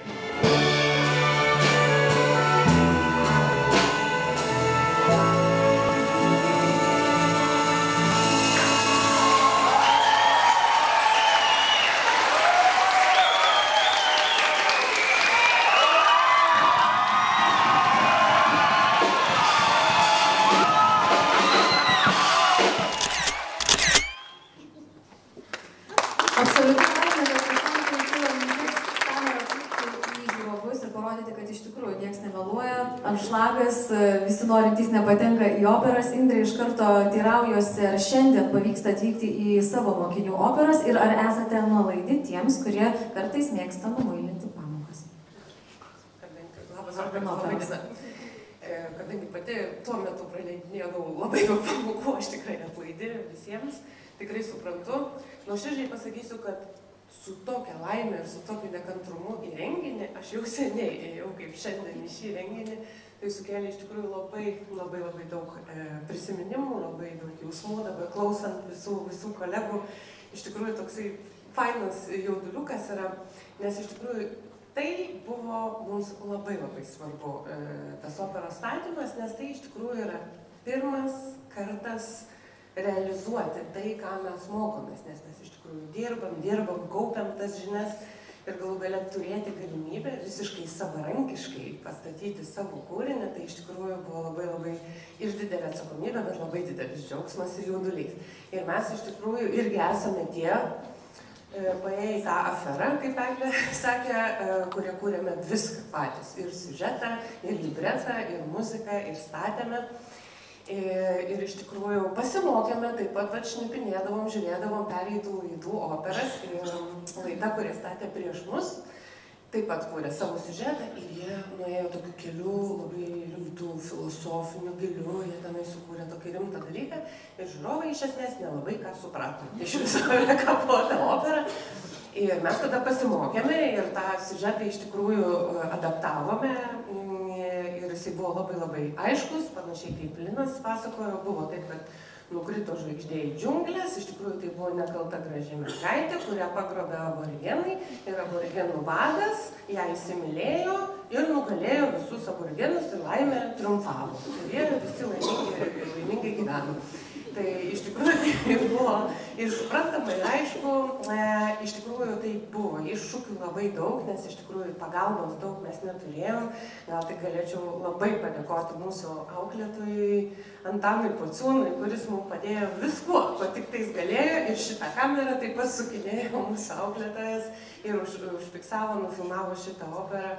Ir iš tikrųjų tai labai labai svarbus dalykas ir aš dėl to palaikau visus dabartinius kūrėjus ir tos, kurie kurs šiais metais, ateinančiais metais operą, nes aš manau, kad jaunam žmogui šiek tiek ir pasitikrinti ir šiek tiek realizuoti tai, ką jie jau išmoko, iš tikrųjų svarbu, taip kad didžiausios sėkmės jums. Noriu kreiptis į Ievą. Štai girdėjome, kad Giedrius Puskunigis paminėjo, kad norėjo kreiptis į padengimą, kad padėtų šiek tiek su režisūra ir paskui suprato, kad galbūt nepavyks viso to realizuoti ir teko vis tiek viską daryti patiems. Kaip prisimenat Jūsiškę operą, Jūsiškius vargus, ar kilo minčių kreiptis į kažką tai iš išorės, kažkas padėjo, kažkas ištiesė ranką be auklėtojo Antano Pociūno? Aš pati mokiausi baleto klasėje ir kažkaip muzikantai didesnė iniciatyva imdavosi ir libretą kurti, ir muziką. Ir mes toj laidoj buvom dvi tokios merginų klasės, baleto merginų klasė, kur aš buvau, ir muzikančių merginų klasė. Tai aš atsimenu, kad jos ten viską kūrė, viską darė ir galvoju, oi, kaip įdomu, mane pakvietė, galvoju, ką aš veikiau toj operai. Nieko neatsimenu. Indrė klausė, sako, Ieva buvo režisierė. Aš Indrės sakau, būk gera, primink, nors apie ką, kas nors, sakau, kas ten jie režisavo, kas ten. Jinai mane žiūri, sako, tai tu režisavai, sakau, aš režisavau, sakau, šakės. Aš nieko neatsimenu. Ir dabar visi pasakoja, kaip ten kūrė, kaip ką, o aš atsimenu tik santykius. Kad kas su kuo buvo įsimylėjęs, kas su kuo norėjo susitikti repeticijų metu, kas norėjo kur užkulisiuose pabendrauti kokį laiškelį ar kažkokį raštelį parašyti. Nes mes tai buvom tik mergaičių klasės, bet buvo dailininkų labai gražių. Ir buvo muzikantų vyresnių, ir jaunesnių muzikantų buvo. Tai nežinau, kažkaip čia taip pasukau tą temą kūrybinę, bet iš tikrųjų iš mokyklos, ką gerai atsimenu, tai tokios stiprias emocijas, kurios iš tikrųjų buvo susijusios ne vien su kūrybo, jos buvo susijusios su santykiais, su bendravimu, su noru būti vieni su kitais. Ir kažkaip įdomu, kad būtent per tai ir vėrėsi kūryba ir per tai norėjosi būti visiems kartu. Aš tokį turiu prisiminimą. Ne kiek kurti, o kiek būti kartu ir ta kūryba kaip pretekstas bendrauti, gyventi ir dalintis tuo, kas svarbu tuo metu. Pauliau, Mantautai, kiek jums tuo metu rūpėjo kūryba, o kiek rūpėjo santykiai? Kiek tau rūpėjo santykiai? Tai žmonių santykiai visą gyvenimą rūpė. Nori, nenori. Turbūt pradeda rūpėti dar mokykloje. Diplomatas. Ir rūpė, kol kiti esame. Na taip, man tai čia taip visi iš tikrųjų gražiai šneka apie tą kūrybą. Aišku, kad yra svarbiausias turbūt dalykas ir mums irgi labai tas patiko, buvo faina ir smagu. Bet aš tokius atsimenu tos buitinius, tokius tos operos kūrimo momentus, tokius. Pirmas dalykas, tai tas visiškas tokia betvarkė man buvo kažkaip įstrigus, nes, pavyzdžiui, dabar, kaip čia ir šnekėjo daugelis, kad ta vadybinė pusė yra labai nemažiau svarbi negu ta kūrybinė pusė. Tai, pavyzdžiui, aišku, dabar visiškai galimybės yra kitos. Dabar Messengerį padarai grupę operą 2025 arba 24 ir visus sujungi ir gali viską, kaip sakyti, susisiekti, susiorganizuoti. O Pauliau, ar tada, kai judu mokytės, jau Eglė Čobutė nebuvo pavaduotoja? Ne. Nu tai va dėl to. Nu tai va, tai turbūt. Buvo klasioko mama. Taip. Tai va, tai ten aš atsimenu tą vaizdą, kad ten vieni per kitus rėkia, vienas ten gali repetuoti, kitas negali, orkestras susirenka ten iš 100% kokie 30, pavyzdžiui, tada kitą dieną ateina kiti 30 ir jie nežino, ką tie 30 vakar susitarė. Nu, žodžiu, va toksai va buvo. Dar vienas momentas, pavyzdžiui, kai mes eidavom groti iš ryto, nes kadangi ne visada yra laiko po pamokų pagroti, tai būdavo taip, kad ateini ten, jeigu pamokas nuo 8:30, tai nuo tokių 7:30, pavyzdžiui, grot. Nu tai tėvams sakydavai, kad eini grot, tada susitarė, su draugu, nesgi reikia muziką rašyti. Nu tai aišku, mes kaip stygininkai būtinai pasiėmam klasę su 2 fortepijonais, nes reikia kurti. Tai, žodžiu, specialybė eidavo taip švelniai į 2 vietą. Ir, žodžiu, rašydavom tada, eidavom, parašę pas mūsų mylimą ir labai gerbiamą mokytoją Nailę Galiamovą, mums padėdavo orkestruoti. Aišku, ta mūsų kūryba ten tokia iš 3 akordų, bet vis tiek tais laikais labai... Matau, tai jeigu tiek chaoso būdavo, tai kaip vis dėlto įvykdavo premjeros, nes jos įvykdavo ir nebuvo nei vienos operos, kad dėl kokių nors mokinių nespėjimo, nesusitarimo, rėkimo viens ant kito ar viens per kitą kažkas tai nepavyksta. Kaip tada jums pasisekė? Chaosas visada yra neatsiejama kūrybinio proceso dalis ir jinai turi būti mano supratimu, nes būtent taip ir atsiranda kūrybinės idėjos ir kuomet reikia spręsti vienokią ir kitokią problemą, atsiranda vienoks ir kitoks kūrybiškas sprendimas. Visgi organizaciniai dalykai, jie nenori, turi būti įgyvendinti, ar ne? Ir mano supratimu, jau tada mes kažkaip jautėme, tie, kurie prisidėjo ir prie organizavimo, kad yra esminiai kažkokie tais taškai ir kadangi tu tikėjai, kad viskas vyks ir viskas bus gerai, taip ir vyksta. Čia yra dar vienas svarbus momentas. Tai yra tas jausmas, kad vis tiek vienas atlieka vieną funkciją, kitas kitą, kažkas groja orkestre, kažkas šoka, kažkas režisuoja, kažkas rūpinasi dekoracijomis, kažkas rūpinasi sponsoriais ir iš kažkur ištraukia viską, ko reikia, kaip ten bebūtų. Ir vis tiek laikai buvo tokie, sudėtingesni dar. 90-ieji ten, reiškia, su visais jų pliusais ir minusais. Žodžiu, rezultate vis tiek išsisukom iš bet kokių situacijų, rasdom sprendimą. Kai ir operą vos pabaigėm vieną kartą, nes pas mus ten dar, Sondeckio salėje, žodžiu, užuolaidos paėmė ir nusprendė neužsidaryti. Operos gale. Ir scenografija negalėjo pasikeisti pati, ar ne? Niekas negalėjo pasikeisti, ten choras dainuoja, žodžiu, opera, viskas ten jau aukštumoji, visa kulminacija ir turiu pasibaigti. Pirmas veiksmas, pirmas veiksmas. Kaip išsprendėte? Ar irgi turėjot nagingų žmonių, kaip štai girdėjome, Egidijus Buožis pasako apie savadarbius saugiklius? Rankų darbas. Rankų darbas. Išbėgom porą į sceną tiesiog. Greit užsimetė kažkokius tai masuotės kostiumus, ir būtų vis tiek stilingai. Ir užtraukėm. Jo, tik tiek, kad tas įdomus toksai buvo, kažkaip aš atsimenu, kad, reiškia, jos neužsitraukdavo taip, kad viena ant kitos užeina. Ir toks, reiškia, užtraukė ir tarpas lieka. Tai tada turėjo prilaikyti. Tai čia yra komandinis darbas ir kūrybiniai sprendimai. Kągi, ačiū jums visiems labai už pasidalintas mintis. Ačiū už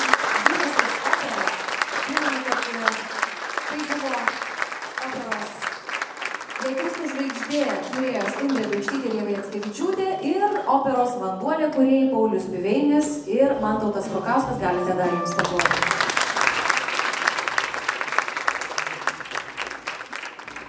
Na ir dabar atėjo metas žengti į dar vieną dešimtmetį ir dabar kviečiu 4-ojo operų gyvavimo dešimtmečio kūrėjus tiesiog Vidą Bareikį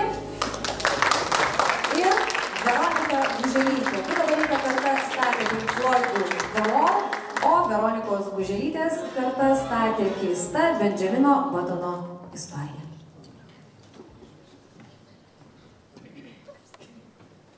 Rūta, o kodėl video nerodoma vietoj video aš grosiu šiandien? Nes visi žino, kad ten, kur yra Vidas Bareikis, ten video ir nebūtina. Tai labai ačiū pirmiausia vadovybei, kad pakvietė į šitą renginį. Aš irgi sutinku, kad vienas toks laukiamiausių buvo šito mėnesio reikalų, į kurį norėjau atvykti. Prisiminti operą, šiandien bevedžiojant ryte šunis dar užsileidau sieną ir visą perklausiau. Ir kaip pasakė, kad pagroti, pagalvojau, pagrosiu man patį artimiausią, man mylimiausią kūrinį iš Pink Floydų sienos, tai yra Mother.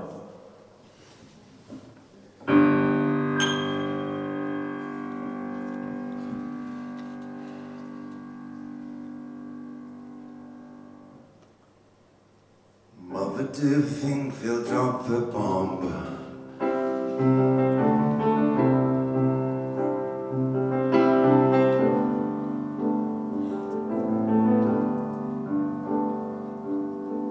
Mother, do you think they like the song?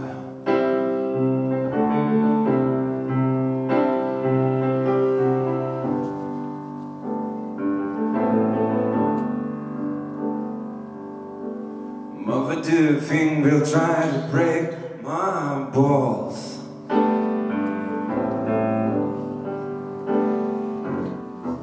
Ooh,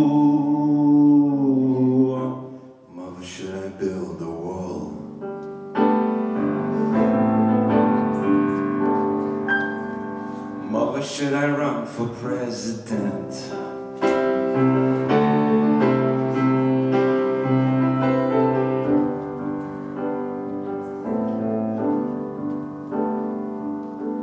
Mama, should I trust the government?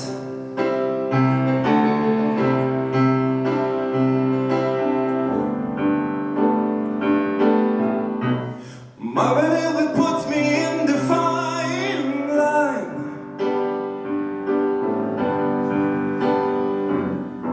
Ooh,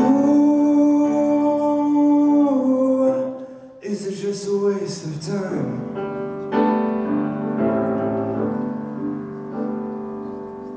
Hush now, baby, baby, don't you cry.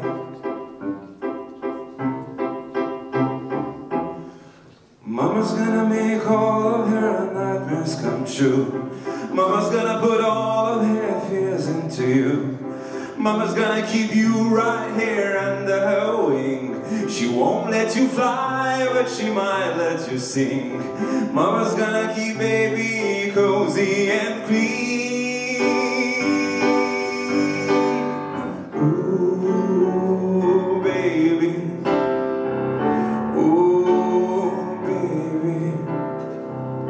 Ooh, babe, of course Mama's gonna help build the wall.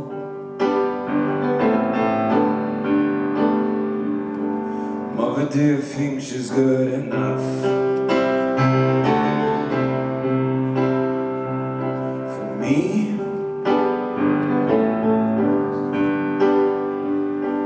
Mother, do you think she's dangerous?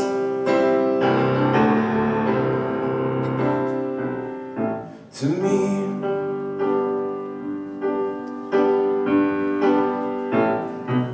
Mama, won't you tear your little boy apart?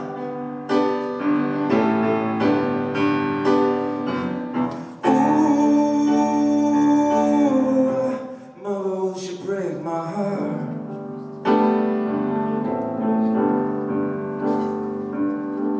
Hush now, baby, baby, don't you cry. Mama's gonna check all of your girlfriends for you. Mama won't let anyone dare to get through. Mama gonna know where you come in. She might let you fly, but she might let you sing. Mama's gonna keep baby cozy and warm.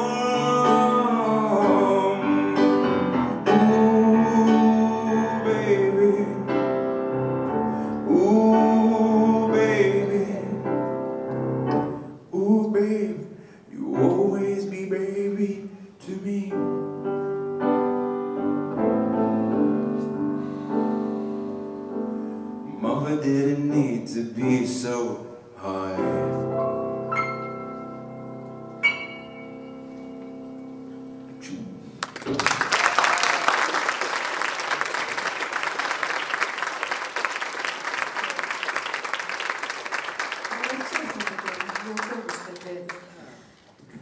Prisimenu, aš tada buvau 10-okė, kai jūs statėt sieną.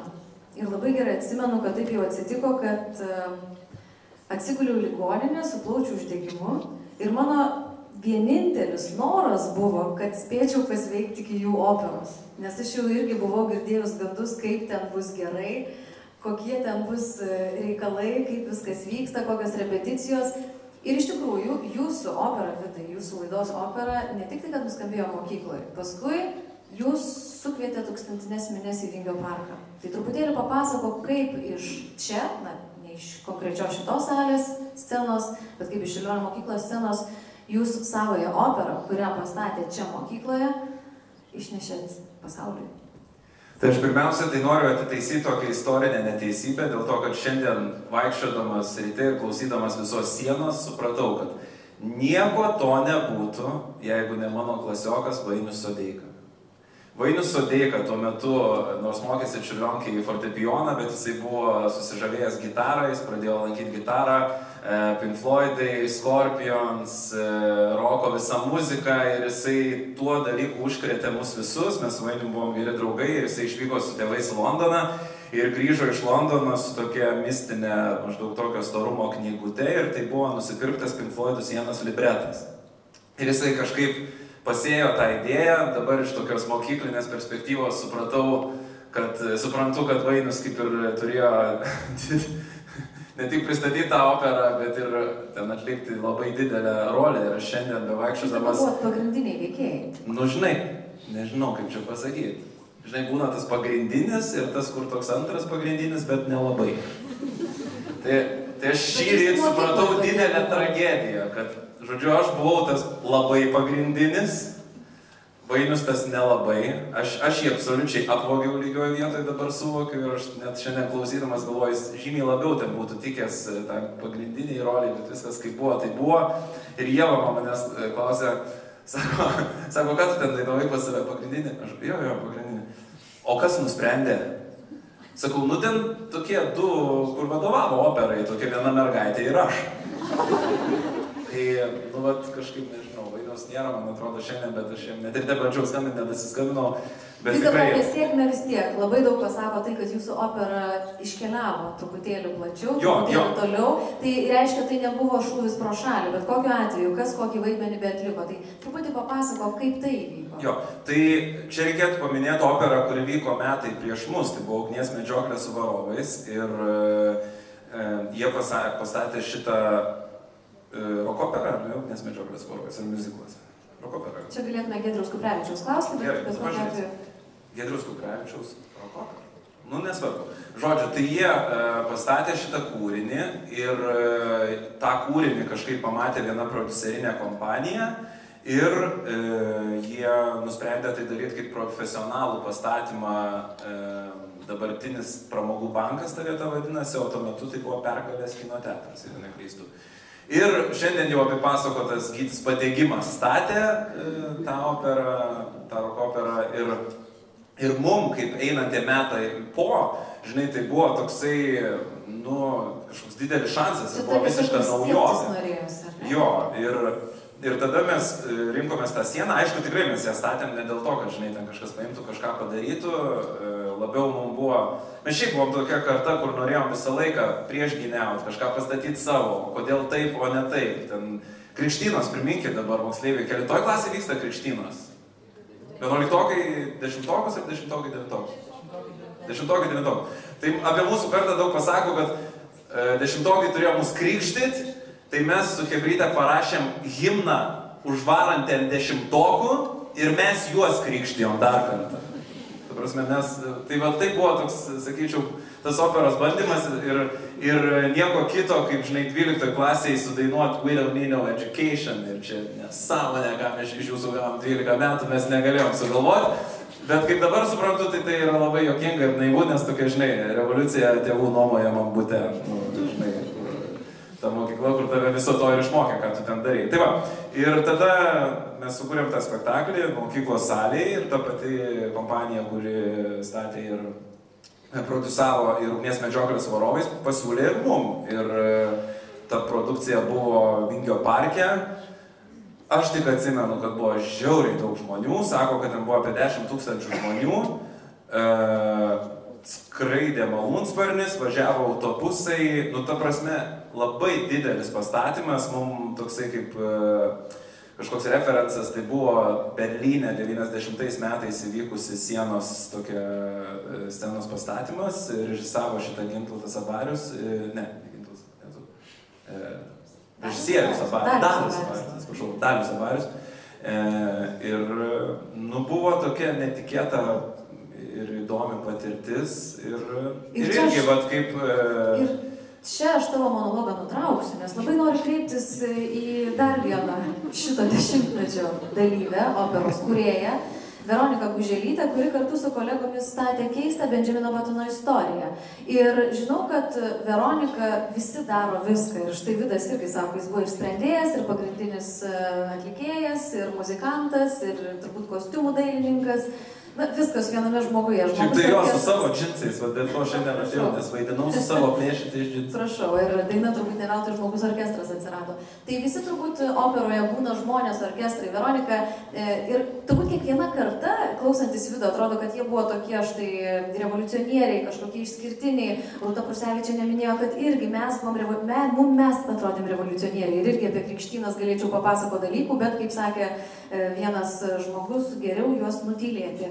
Tai papasako, kaip jūs jautėtės tada, ar jūs irgi buvote tie revoliucionieriai savo viduje ir kokia jūsų operos gimimo istorija, nes žinau, kad tavo vaidmuo buvo prodiusuoti. Taip, iš tikrųjų, sveiki visi, labai džiaugiuosi matydama visus mokytojus, tai iš karto ačiū Jums, kad nepamirščiau.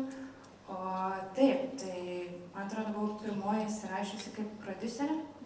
Pati įsirašei.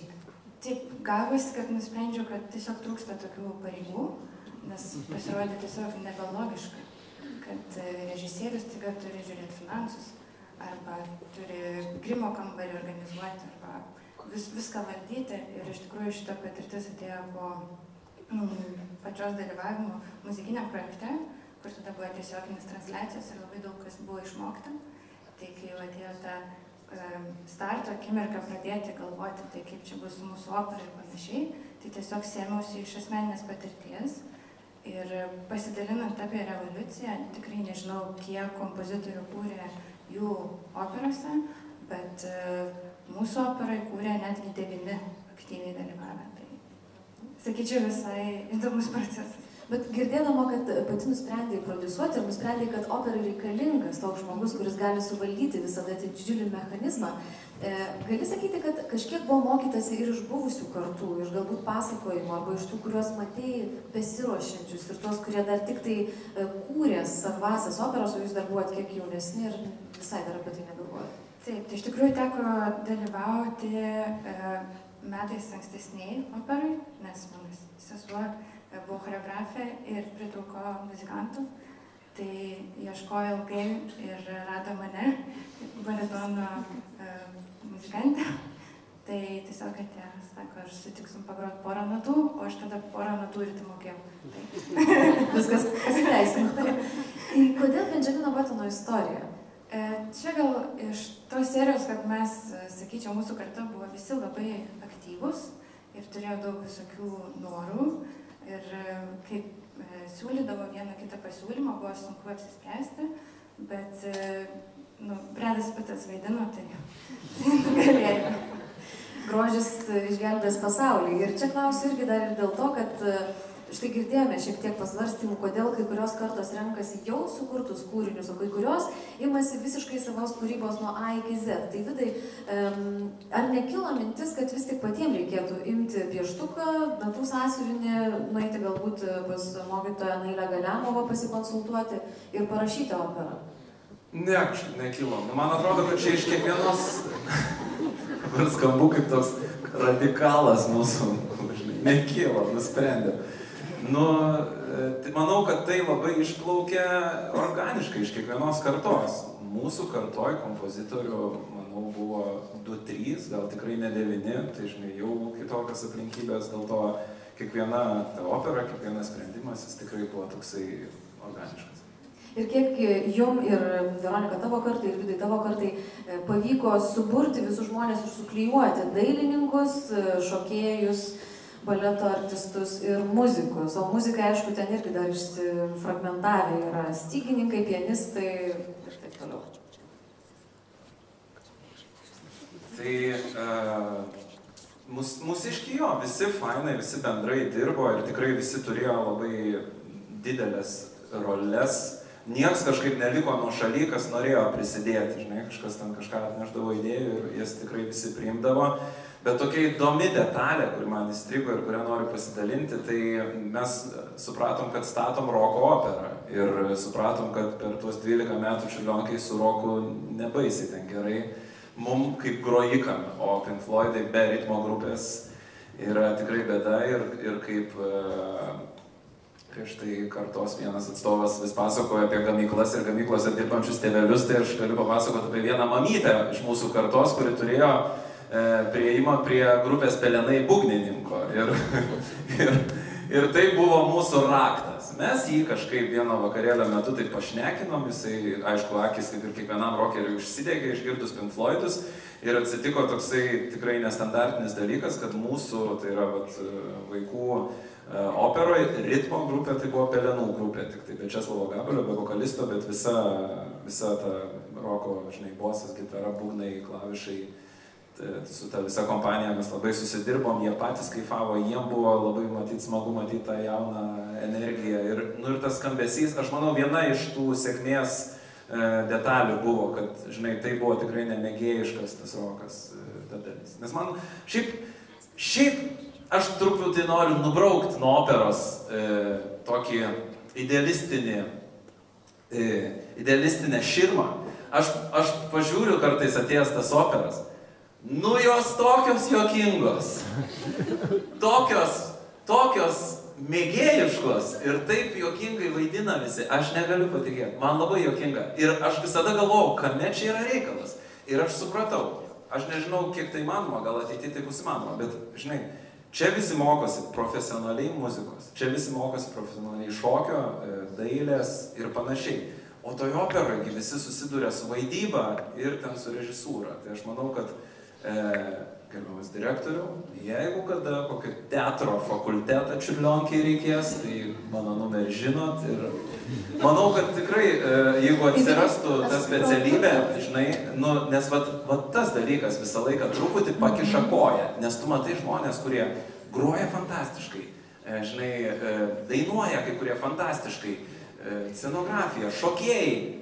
O ta kalba, yra viena trūkstama detalė operoje. Taip kalba Vidas Bareikis, kuris turi pakankamai traumatinę patirtį ir santykį su opera, nes jie abu su Vainium Sodeika, žinia, paskui išėjo į aktorystę.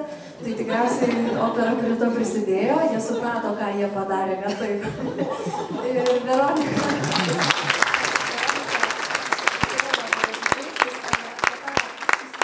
Apie tą vienybę ir bendrystę su visais.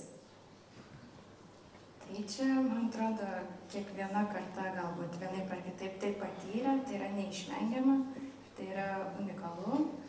Ir man atrodo, kad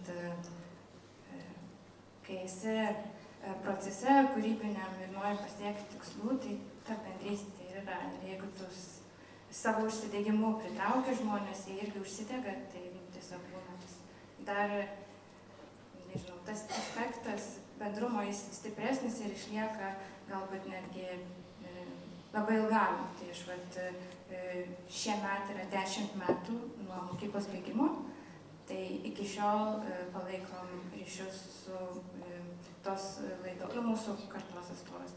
Tiesiog labai faina. Ir manau, be operos to nebūtų. Nuostabu. Nėra ką pasakyti.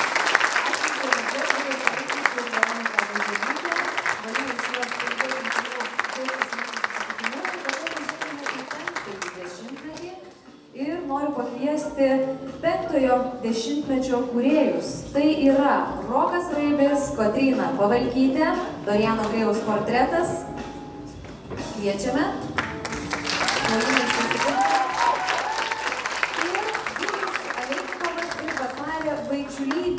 Būsimosios 12-okų operos kūrėjus ir begimstanti opera yra gyventojų ir valstybės. Na ir dabar laikykimės tradicijos dėmesio į ekraną. Čia įkalino raganos pikti gerai.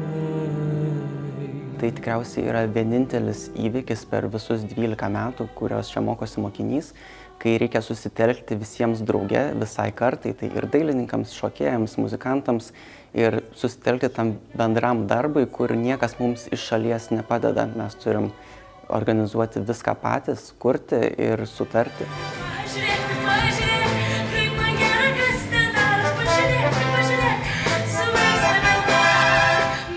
Tai yra procesas, per kurį žmonės suartėja, per kurį tu save atskleidi kaip muzikantą, kaip dailininką, kaip šokėją, kaip menininką.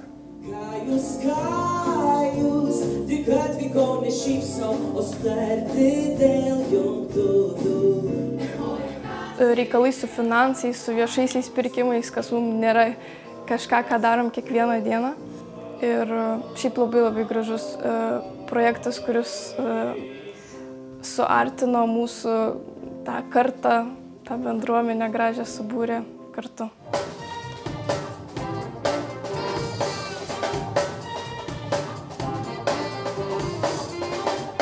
Subūrimas yra neabejotinai labai sunki dalis, bet ne ką mažiau sunki yra suderinti kiekvieno asmeninės ambicijas, kadangi čia mokosi tikrai labai individualūs žmonės, kurie turi rafinuotą skonį, bet jis neišvengiamai išsiskiria ir tam, kad būtų sudarytas vientisas vaizdas, reikia tikrai patarpininkauti tose diskusijose.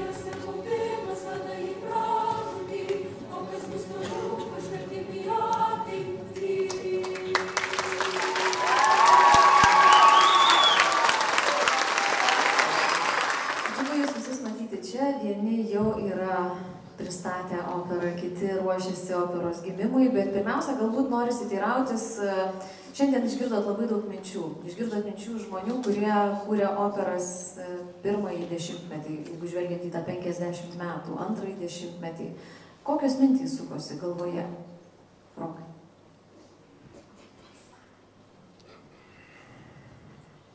Ilgas kelias, daug patirčių, daug. Aš nežinau, ką čia gražiai panau. Gražu, vienas žodis, gražu, nuostabu. Ir mes girdėjome labai daug minčių apie tai, kad buvo sunku, viskas vyko savaip, viskas vyko savo rankomis, viskas vyko vogtų nuo pamokų laiku.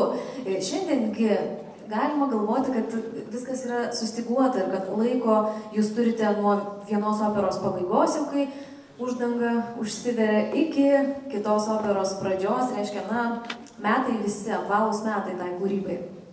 Kaip jūs sudėliojate laiką, kaip jūs organizuojatės viską, ar jau tada iš karto pažvelgia ir paploja kolegoms, jeigu būnate tų operų liudininkais savo mylimiems, į kuriuos stiebėtės, ar ne, vyresniokams, ar iš karto puolate tartis, ką mes darysim? Aš manau, geriau atsakyčiau šitą klausimą, nes tai buvo mano kartos, Rokas dar jaunesnis, palikime jį dar turės laiko. Bet jau spėja sudalyvauti operoje, kas irgi girdėjom yra labai svarbu. Ką pirmiausia norėčiau pasakyti, kad prieš kelias minutės išėjo mūsų operos video pagaliau, tai visus kviečiame pažiūrėti, o atsakant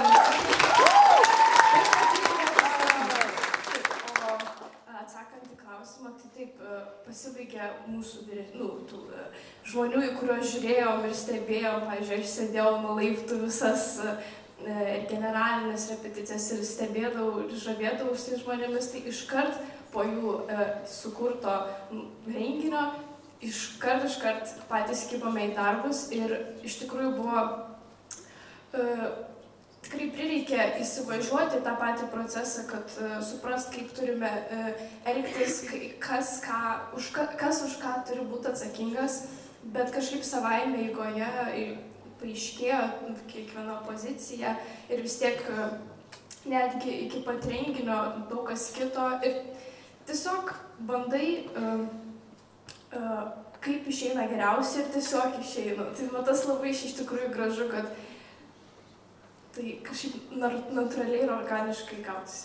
Svarbiausia, kad natūraliai ir organiškai, iš kitos pusės žinom, kad galima rinktis jau parašytus kūrinius. Per visą operų istoriją, per tuos 50 metų yra pastatyta operų, kurios jau yra patikrintos laiko netgi šimtmečių, ne tik dešimtmečių.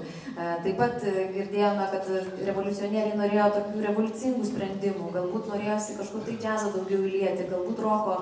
Jūs visgi ėmėtės tokio labai sudėtingo uždavinio Doriano Grėjaus portretas, tai jau yra sudėtingas kūrinys ir jau kaip kalbėjo pačioje pradžioje Emilė ir Augustas, kad vis tik ta ambicija buvo tokia, kokia buvo. Norėjom, kūrinys labai patiko ir nusprendėm darysim.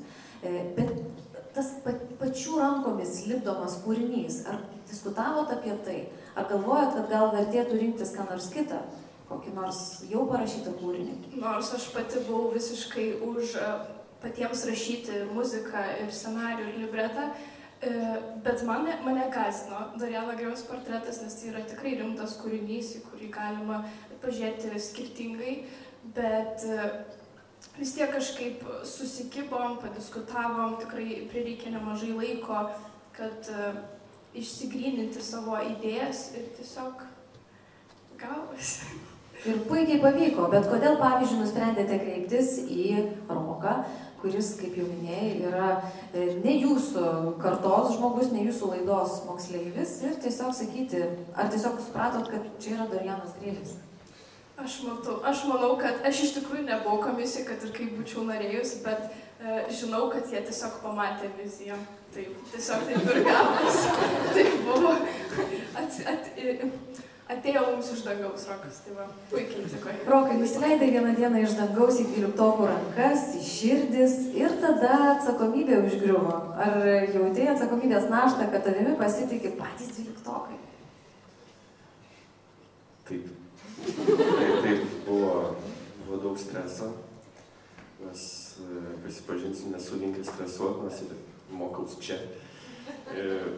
Bet jaučiau didelę atsakomybę ir aš džiaugiuosi, aš labai dėkoju 12-okam, kad manim patikėjo. Kaip aš atėjau į tą perklausą, tai buvo labai juokingai. O kaip atėjai? Buvo berods paskutinis skambutis, jie priėjo prie manęs ir jeigu ką aš pagal specialybę esu būgnininkas, tai priėjo prie manęs, o tu nenori į operos perklausą ateiti. Galvoju, ką aš ten darysiu, dainuoti tai nedainuoju. Ir, tai pabandyk, kokį vaidinį, Dorianą. Ai, sako, sausainių bus, tai atėjau. Svarbiausia yra kuo pavilioti, bet man atrodo, kad ir šiandien mes dar paminėsime tai, kad iš tikrųjų pasiteisinęs variantas ir svarbiausia, kad žmonės pasitikė ir svarbiausia, kad bendras kūrinys įvyksta, štai ne tik vienijantis 12-okus, bet jungiantis ne tik tai žmonės, kurie galbūt jau turi patirtį su čiurlioniukais, tai čia mes girdėjome, kad ir Belenų grupė groja scenoje, bet kartu yra pasitikima ir tais jaunesniaisiais visuomet. Ir jau dabar kreipiuosi į tuos žmonės, kurie čia klausosi, visas tas beveik 2 valandas, nors buvo žadėta 1,5 valandos, bet vis dėlto yra turbūt apie daug ką pasikalbėti ir daug minčių išsakyti. Tai kreipiuosi į judu, jūs esate 11-okai ir jūs galvojate apie savo operą. 11-okai, 12-okai. 11-okai, būsimieji 12-okai. Ir jūs galvojate apie savo operą, ir jūs galvojate, kad viskas, iš tikrųjų turi būti sustyguota, susiūta taip, kad, bet kokiu atveju nenusileistumėte tiems, kurie 50 metų plušo, arė ir kūrė. Ar nebaisu šiandien girdint visus ir, tuos pasakojimus apie ginčius, ir apie įvairias nesėkmes, ir apie išmuštus saugiklius, ir apie neužsitraukiančias užuolaidas, kokios jūsų galvose mintys sukasi? Iš tiesų yra labai baisu. Ir jaudulys visada ima, netgi ne vien tik tai dėl to, kad čia sėdim, bet ir pagalvojus tai, kad kiekvienais metais atsiranda tarsi vis geresnė opera. Visą laiką reikia galvoti apie tai, kaip reikės kažkuo nustebinti žmonės, kažką parodyti naujo. Ir tai yra nepaprastai sudėtinga, nes kiekvienais metais kartelė kyla, ohoho, kaip aukštai. Ir bandyti kažką perspjauti iš ties yra labai sudėtinga. Bet nėra neįmanoma, tiesa. Galbūt kreipiatės irgi į išorę pagalbos, galbūt mokotės iš tų, kurie jau statė operas, galbūt, nežinau, apskritai vaikštote kur nors toliau, einate ir tyrinėjate, kaip operas stato jau meistrai, operos teatre galbūt esate dažnesni lankytojai, negu kad, sakykime, buvusios kartos. Aš manau, kad iš tikrųjų praeitos operos ir buvusios operos yra labai svarbus dalykas, kuo pasiremti kiekvienai kartai 12-okui. Ir aš asmeniškai visada kiekvienais metais labai žaviuosi kiekvieną 12-okų operą ir aš labai vertinu tai, kad kaip jau daug kas minėjo, kad tai sukelia didžiulį bendrumo jausmą. Ir man atrodo, pavyzdžiui, man asmeniškai, taip galvojant į priekį labai, tai aš ne tiek, kiek bijau, aišku, baisu yra parodyti kažkokį tokį didelį veikalą, bet aš labai laukiu to bendrumo.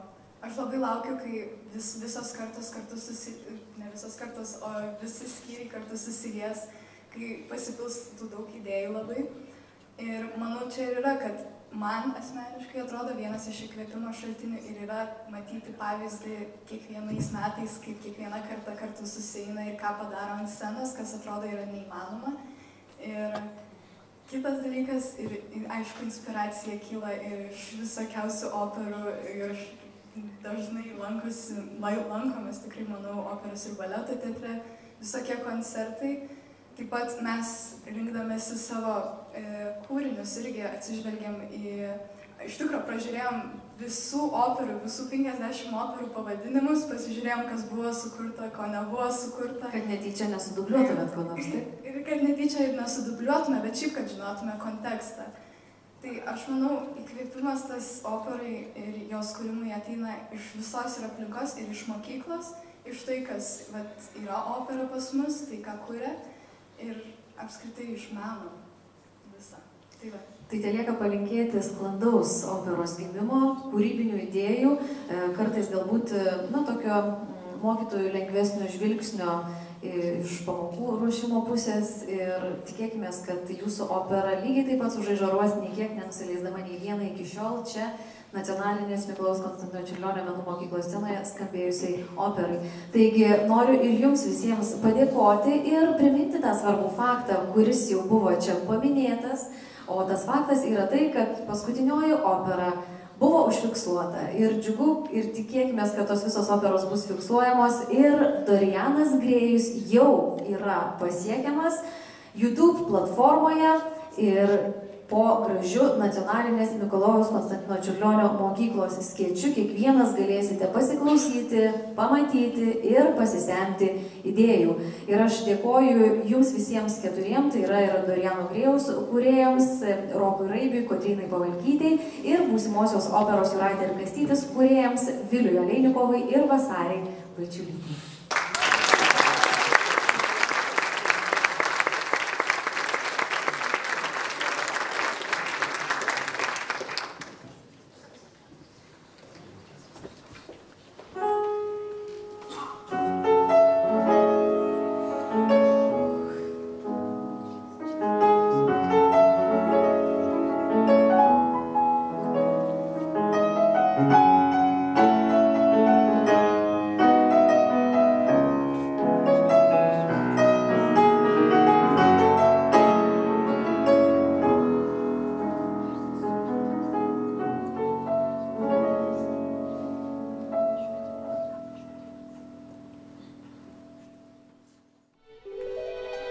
Sveikinu.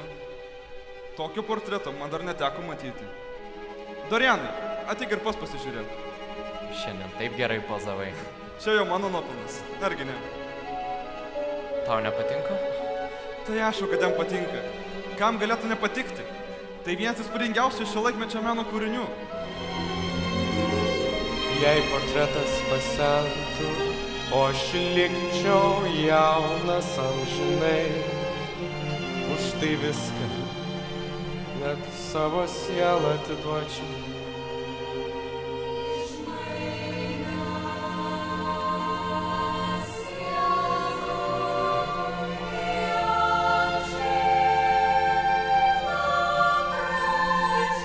O kaip sukasi? Man tai galva sukasi. Bet tai klausyk, tokios gražios ir nei vienas neužkalbina. Iš tikrųjų. Bet pažiūrėk, man rodos tas visai pasižiūrėjo. Einu gal ir aš pašu. Eik dar.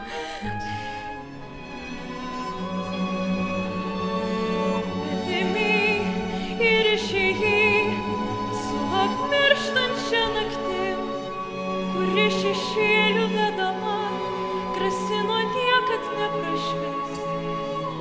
Gluosnio šakomis tvirtai užrišo man akis, kad po visko vėl apakusi stovėčiau. Orianas čia kulonėsi, vis matom į vakarėjant. Silintas laustosi kaip kvailys, juk nuo savęs nepabėgsi.